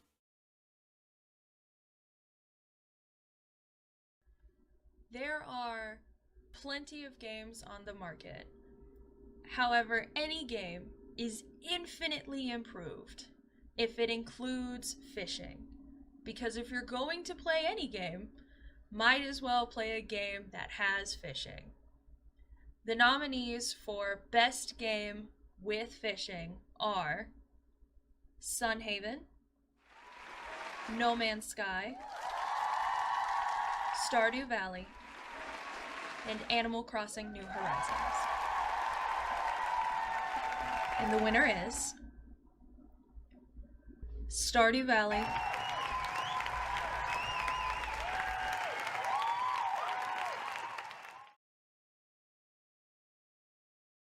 Thank you, Schmeeps. That is correct. Schmeeps is correct with everything she just said, as she usually is. It was Stardew Valley is my game of the year. Best game, not game of the year. Best game with fishing for this year. I love Stardew Valley's fishing mechanics. It is one of my favorite fishing mechanics in any game. And this is just a great game. It has a lot of fish you can collect. Fishing is like a core component of the game, and it is the thing I always do when I play with friends. Whenever I play with friends, that people always ask me like, "Oh, what are you gonna do?" And that's almost all the time is fishing. I like fishing in the little caves. I love fishing in this game. It's a lot of fun. I gotta say, Stardew Valley takes best game with fishing this year. A very competitive, and you will see this category again. A very competitive category to be in, and Stardew Valley pulls out ahead. Congratulations, Stardew Valley. Thank you so much for your fishing mechanics. Spoiler warning for this next one. These are the 4 games that will be nominated, but if you do not want to hear anything about this game or these games, spoiler warning for the story, for potential things that you may see in the story, please put your hand in front of the thing for now. I will try to block everything, walk away. I don't know what you do here, but I'll do the wiggle of destiny if I remember, the little wiggle of destiny if I remember, and that will tell you when we're done announcing it. So if you don't want to hear anything about these games, leave, because it will be some sort of spoiler in the sense of a character or something. So just leave if you don't want spoilers for this game, okay? For these games, okay? So the games are Shin Megami Tensei 3 HD, Yakuza Like a Dragon, Xenoblade Chronicles 3, and Super Mario Bros. For the Nintendo DS. Those are the 4 games nominated for this award, but you will get spoiled on something if you stay. So, this award is Best Antagonist. So leave now or forever hold your peace. Best Antagonist of 2024. The nominees are Angel Guy, Shin Megami Tensei 3 HD.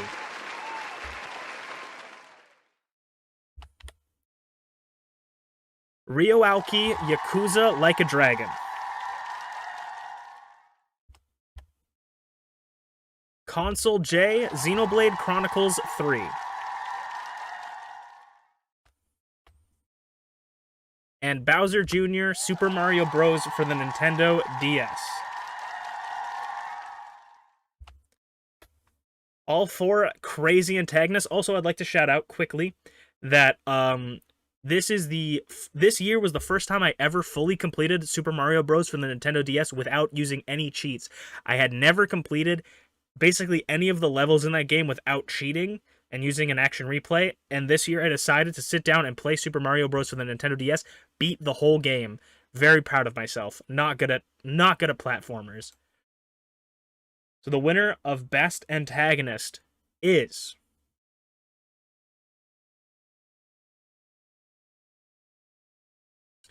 Ryo Aoki, Yakuza Like a Dragon. I think it's very easy for me to pick Ryo Aoki. I mean, all of them are very good villains, but Ryo Aoki Yakuza Like a Dragon is a game driven by its story, and if you don't have a good antagonist in your story, then your story may not be as compelling as it could be. And I think Ryo Aoki really is a compelling villain for the game series, and a very unique one, especially when you learn about the ending of Like a Dragon.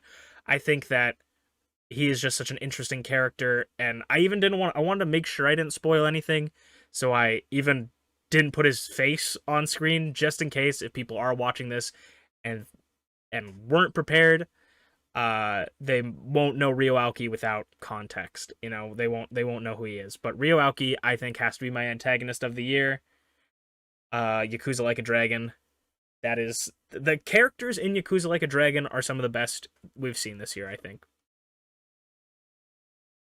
Now, you can't have a good antagonist without a supporting protagonist. This award goes to the best main character that you can play in the game, the one that is the main character, the main person in the story, whether you can play the character and it's like a side character. This is the main person in the story. We all know what a protagonist is. It's the main character in the story. Also, Wiggle of Destiny.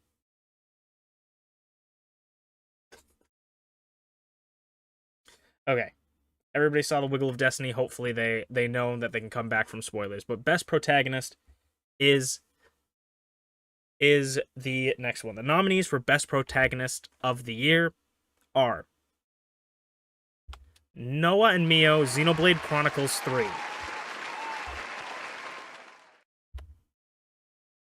Shulk, Xenoblade Chronicles Definitive Edition. Ichiban Kasuga, Yakuza Like a Dragon. And Batgirl, Gotham Knights.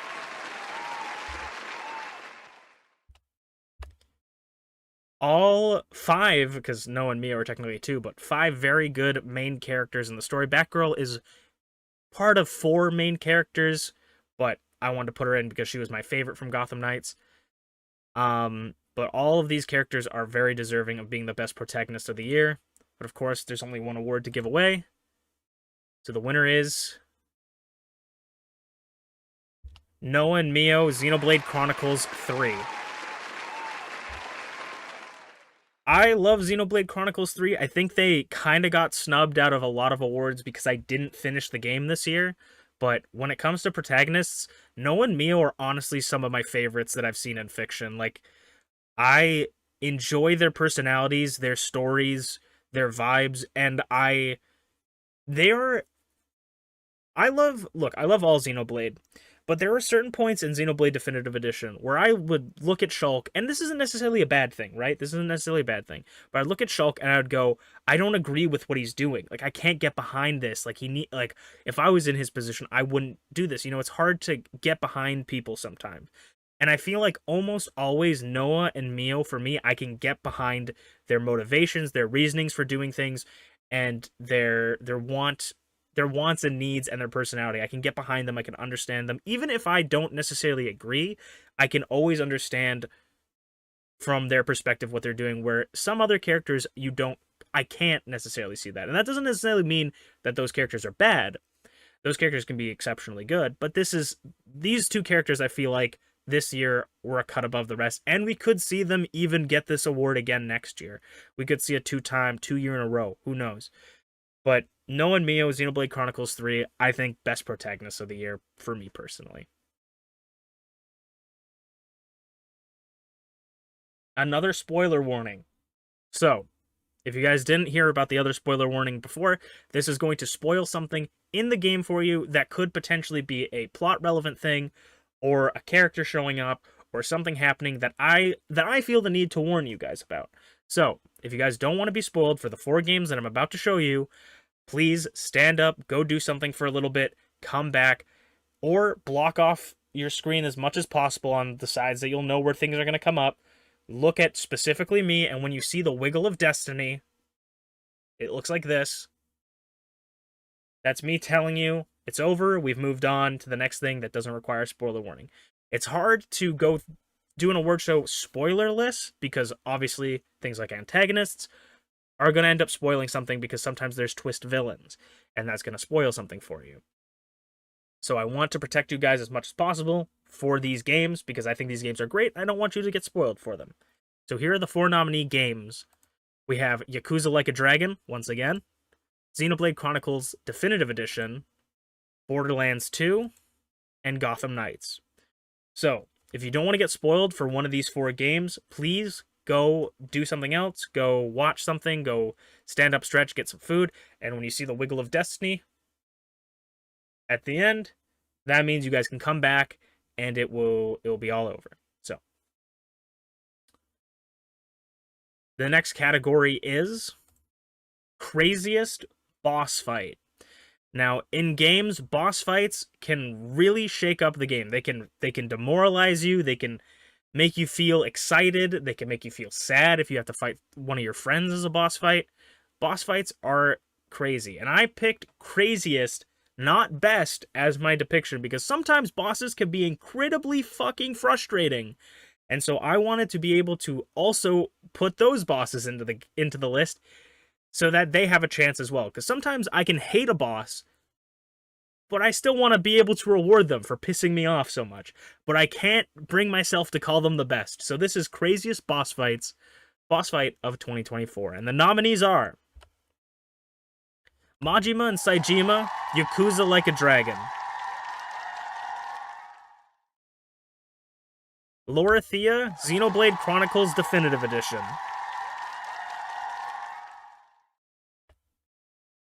Warden, or W4R D3N, Borderlands 2.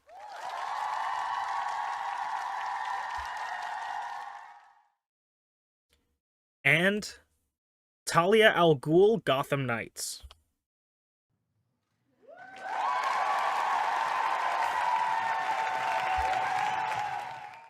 Some pretty cool and frustrating bots. If you guys are wondering why Warden is on here from Borderlands 2, fun fact, I'm pretty sure this is the first time, this year was the first time I have ever beaten that boss. That boss was the reason why I didn't continue Borderlands 2. I got so frustrated when I was a kid when Borderlands 2 came out. I was so frustrated at that boss, I dropped it and never played it again. The only time I played it was with friends. So, that boss fucked me up forever, and I finally beat it this year. Because I decided to play Borderlands 2 again. But I was very, very excited for it. But all these 4 are challenging, interesting, and some of them are fucking annoying. The winner of Craziest Boss Fight of the Year is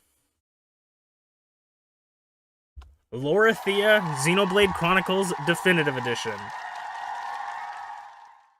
This category was made for Lorithia. The reason it is called Craziest Boss Fight of 2024 is for Lorithia. I hate Lorithia so fucking much. I hate her so much. I hate her so much. She sucks, and I hate her. And she smells, and she's not fun or cool, and I hate her. Lorithia is one of the reasons I almost gave up on Xenoblade Chronicles Definitive Edition. I almost never picked it up. I went on like a 5-month hiatus from this game because of Lorithia. I hated her so much.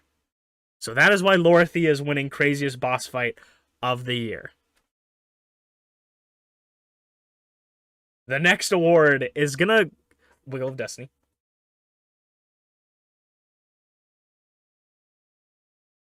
Alright, hopefully they got the Wiggle of Destiny in and saw it. Nostalgia Award. Now, this is probably one of my favorite awards because I love nostalgia. I am a nostalgia junkie. If nostalgia was a drug, I would be addicted to it. I love nostalgia. Nostalgia is great.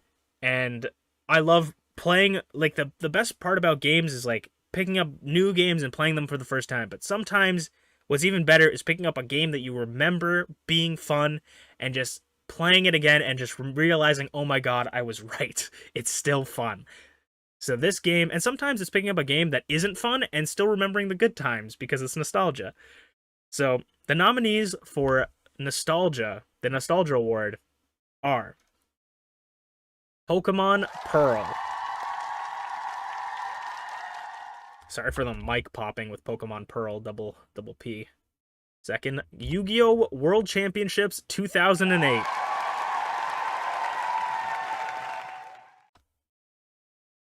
Minecraft PlayStation and Vita Edition. And finally, Dragon Ball Z Budokai Tenkaichi 3.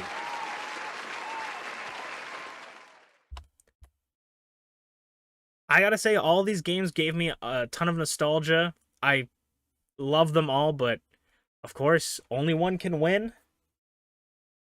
And the winner for this award is Pokemon Pearl version. Pokemon Pearl is the first Pokemon game I ever played, and I recently picked it up. It won the Nostalgia Award for one very good reason. All of these games are great, and honestly, I've actually played a lot of each of these games, but Pokemon Pearl, I have recently come back in and started playing it again because I want to make a YouTube video for it. It will hopefully come out within next year or maybe the year after that. I am doing something called a Professor Oak's Challenge. If you guys don't know what that is, basically you have to play through the game of Pokemon, of any Pokemon game, but you have to try to complete the Pokedex as much as possible before continuing. So, before I can get the first badge, I have to catch all of the Pokemon in every route that's available, and then level them up to the point where they can evolve max, to max point they can evolve before taking on the first gym. And then before the second gym, catch all the Pokemon, level them up until they evolve all the way through, and it's a very grindy experience, but it's a lot of fun. I was inspired by Absol Blog's Pokemon. They did an Emerald one, and I think they did one recently, but I can't remember what they did. And then you kind of document it as well and talk about your experiences. And I wanted to do it with Pokemon Pearl, which, for those of you who don't know anything about Pokemon Pearl, the game can move very slowly, so it's going to take a while. I actually haven't beaten the first gym yet, but I'm actually getting quite close, and it's been a lot of fun. It's really just something to do and blog your experience, talk about your experience with it, and so hopefully I will get this video out at some point, but I've been playing a lot of this game, and it's bringing me a lot of nostalgia. So that is why it's going to win the Nostalgia Award. Now it is time for the best fighting game of the year. Fighting games are really fun because they can have a variety of different mechanics and a variety of different stuff, whether it's a platform fighter, a side-by-side fighter, a 3D arena fighter. It can have all sorts of different things through different eras. Fighting games, I love fighting games. I love fighting games so much. I suck at fighting games, but I love them. I love watching the pretty lights and the cool characters. Big fan of fighting games. I don't think it's on here because I'm pretty sure I forgot to do it. But I will say honorable mention for best fighting game of the year, Street Fighter 6. Incredible game, incredible story mode, fun character customization, incredible game. Honorable mention because I didn't play it this year. But what are not honorable mentions are our four nominees. Our four nominees for best fighting game are WWE 2K23,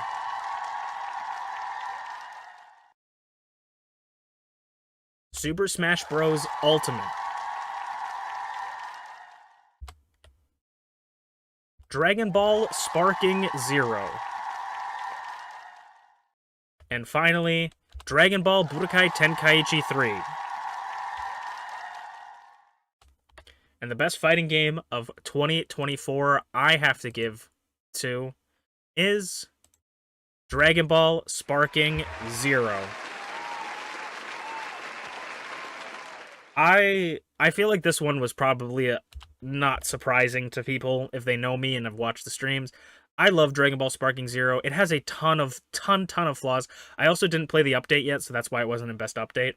It has a ton of flaws, but it is such a good game for everything that it is. So much love has been put into the game, from the little details to the animations to the music to everything. I love this game so much, so I had to give it best fighting game of the year. It is one of my favorite games of the year. Definitely somewhere in my top 5 best games of the year. So, Dragon Ball Sparking Zero, I love this game so much. It is the only game I feel like I have ever felt it worth its price immediately. The only game I've ever purchased and went, this is worth every single cent I paid for. I paid for early access and all the DLCs, and I feel like it was worth it, and I haven't even played that much of it, to be honest. So, I love Dragon Ball Sparking Zero. Amazing game. Love it. Definitely deserves it. Thank you to all the developers for making this game beautiful. Now, this is something that's very important to me when it comes to gaming, is character customization. I think that customizing your character is honestly one of the most contributing factors to me picking up a game. If I look at a game and I see it and I go, oh, that game's kind of interesting. If I can customize my character, either make my character its own thing entirely, or just add custom things like different outfits, different designs, etc., it infinitely makes the game more appealing to me because I love self-insert. So we're going to look at the best character customization, games with the best character customizers. The 4 nominees are WWE 2K23, Code Vein,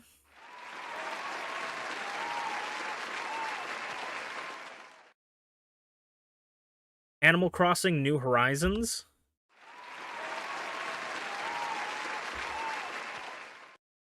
and Fire Pro Wrestling World.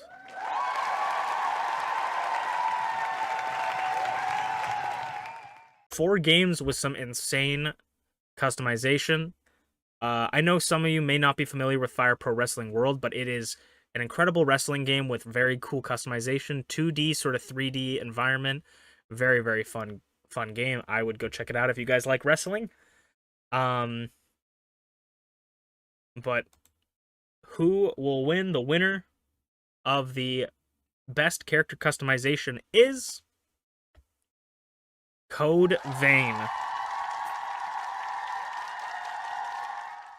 I'm happy to get Code Vein into one of these things. We still haven't completed Code Vein, but when it comes to character customization, Code Vein might be one of the best games ever for character customization. The amount that you can do for it, do with it is incredible, as well as just the amount of things you can add and how beautiful your character looks. The character customization in Code Vein is probably one of its greatest selling points. So I have to give it to Code Vein for best character customization.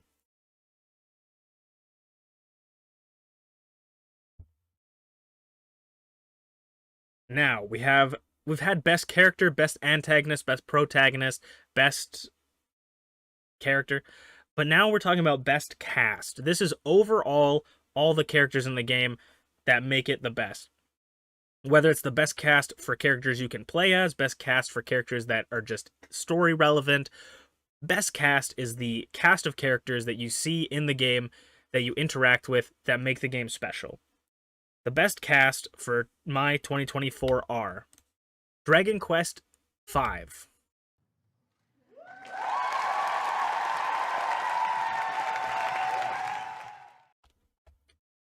Super Smash Bros. Ultimate, Pokemon Scarlet, and Persona 4 Golden.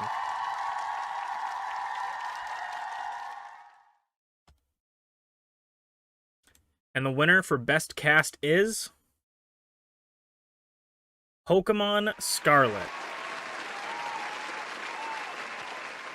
I love Pokemon Scarlet. I didn't get to play as much of it this year as I did last year, but I love Pokemon Scarlet. I genuinely really think these are great games. I know they've got a shit ton of problems, but I think the cast of characters from the main story and the DLC make it, and we're mainly focusing on the DLC for this year because that's what we would have played. I think they all are just amazing. I love every single character in that game. They just bring a lot of personality to the story and everything. That it was my favorite part about Scarlet and Violet was the story and the characters. So I had to give best cast to this game.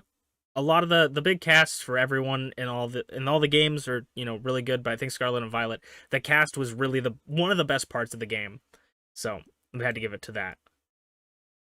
Next up is another very, very important thing, category for us is best characters we made. So I talked about this a little bit before this, but I wanted to make a distinction between the characters, or I think I talked about this, the distinction with the character. The best character award was not a protagonist, Best protagonist is a character that you can play as. So I wanted to add best characters we've made. So this is a character that is directly influenced by me or the chat or someone, a character that we think is funny cool or interesting because we directly involved ourselves in it. And I think you'll understand more when we see the nominees. The nominees for the best character we made are Chime/Kaima, Pokemon Scarlet, the Teal Mask, Angel Guy, Shin Megami Tensei 3,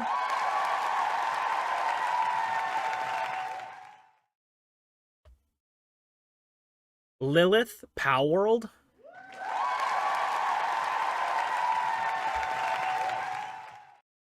and finally, Minty Clover's WWE 2K23.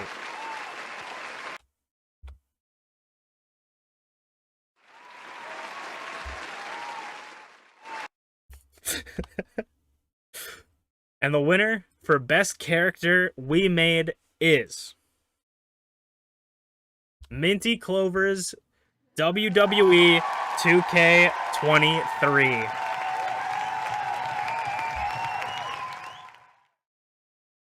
I feel like this was a pretty obvious one. A little, but I'm gonna break the fourth wall here because I haven't been talking to chat. But someone in chat just said biased much. This is my award show. They're all biased. I made up the categories. But yes, I'm very biased for Minty Clovers. I love Minty Clovers. I think she's great. She's my favorite character that we've made this year. And she's going to be my favorite character we made every year. Every year, Minty Clovers. Okay, let's move on to the next. To the next category. Best combat mechanics. So this is the best combat feeling game, the most fun combat game this year, best combat mechanics. Our nominees are Xenoblade Chronicles 3,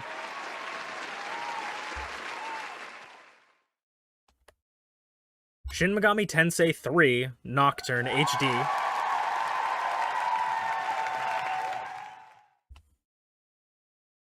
Pokemon Conquest,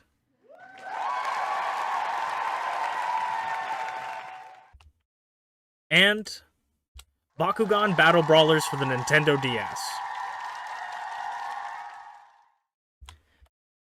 Okay.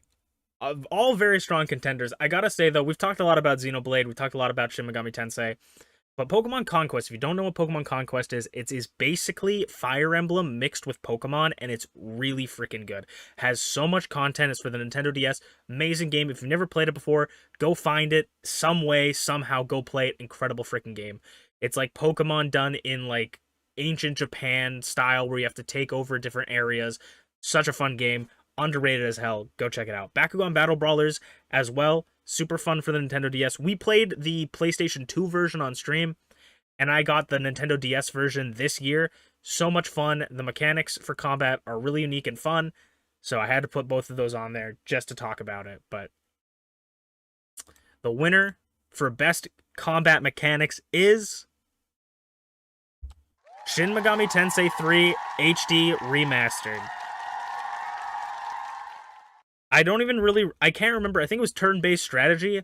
I literally said that Shin Megami Tensei 3 is like some of my best combat mechanics in turn-based gaming. So I feel like I might have forecasted this win a little bit, but I love Shin Megami Tensei 3. I think the press turn system in SMT games are incredible. I think SMT 3 is an exceptional game, especially when it comes to combat.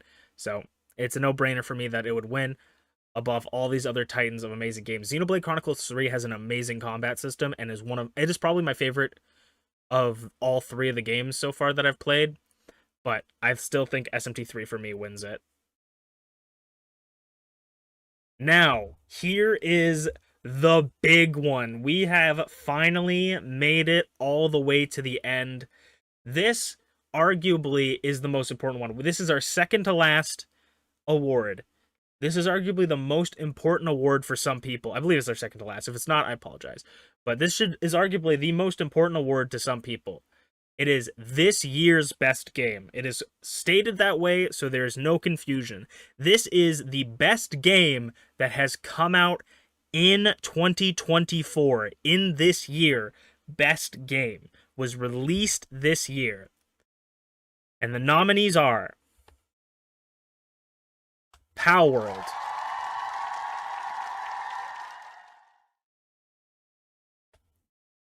Dragon Ball Sparking Zero,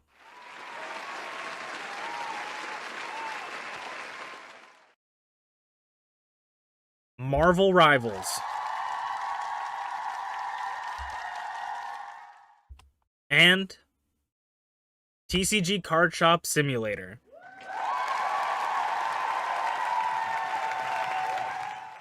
The winner, and what I think is the best game that came out this year, the game that I've had the most fun playing, that I've enjoyed the most this year, that has come out this year, is Dragon Ball Sparking Zero. It was a close and tough one with Palworld, but I think Dragon Ball Sparking Zero, it is hit every single thing that I've ever wanted in a Dragon Ball game. So I had to give it to Sparking Zero. I love Dragon Ball Sparking Zero, man. I love the game so much, and I hope you guys do too, because I'm uploading the stream VODs to YouTube. But before we end off, which I hope is the last awards thing,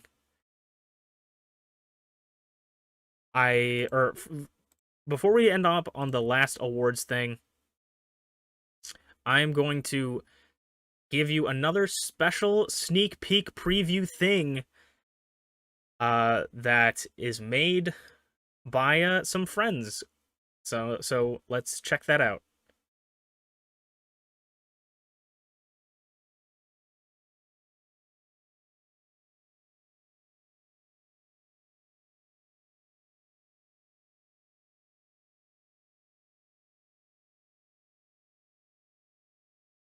Stream premiere.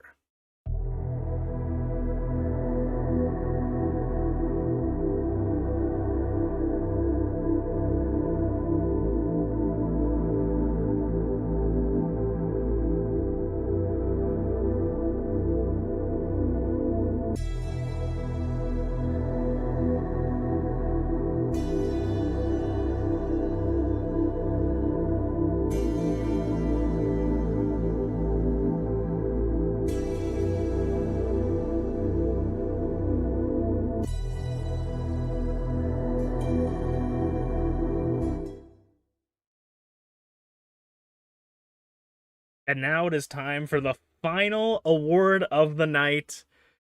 If the last one wasn't the most important one, this is definitely the most important one. It is Game of the Year. And to clarify again to anybody that may not be familiar on what we're doing here, this is the best game that I played this year. It does not have to have come out this year to be eligible for this award.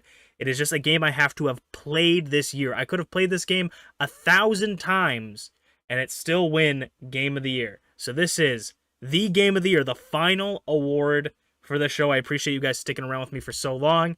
What are the 4 nominees for Game of the Year? The first nominee is Crab Champions.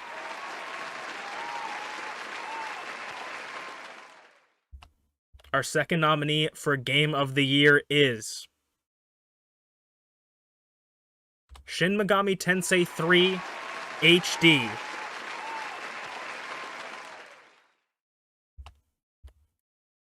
The third nominee for Game of the Year is Xenoblade Chronicles 3. And the fourth and final nominee of the stream and of the year is Dragon Ball Sparking Zero.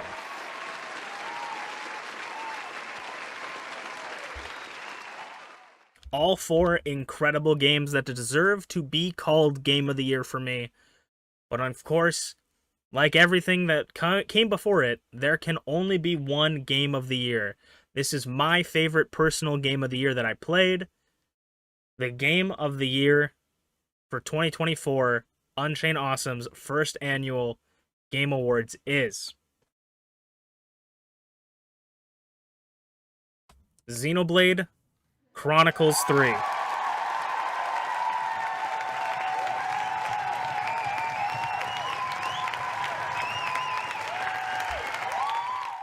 Xenoblade Chronicles 3, I think, is a fantastic game. Not my favorite of the Xenoblade Chronicles franchise, but definitely up there. It has been such a fun game, and I haven't even finished it. I have not finished Xenoblade Chronicles 3 yet. I think it is a beautiful game, from its music, to its settings, to its characters, to its combat, to its story, to everything in the game. I think it is a beautiful combination of Xenoblade 1 and Xenoblade 2, and I'm excited to continue playing this game and to see the ending of this game. Xenoblade Chronicles 3 definitely deserves Game of the Year for me.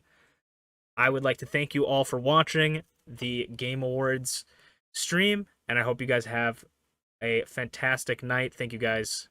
I will see you guys next year, hopefully. If you guys enjoyed, please tell me what you enjoyed about it. If you guys have criticisms, please tell me. I would love to hear all of it. Thank you guys so much for joining me on this, and I'll see you guys next year. I'm Masu Pro Wrestlington. I'm Unchained Awesome, and I'll see you guys next year.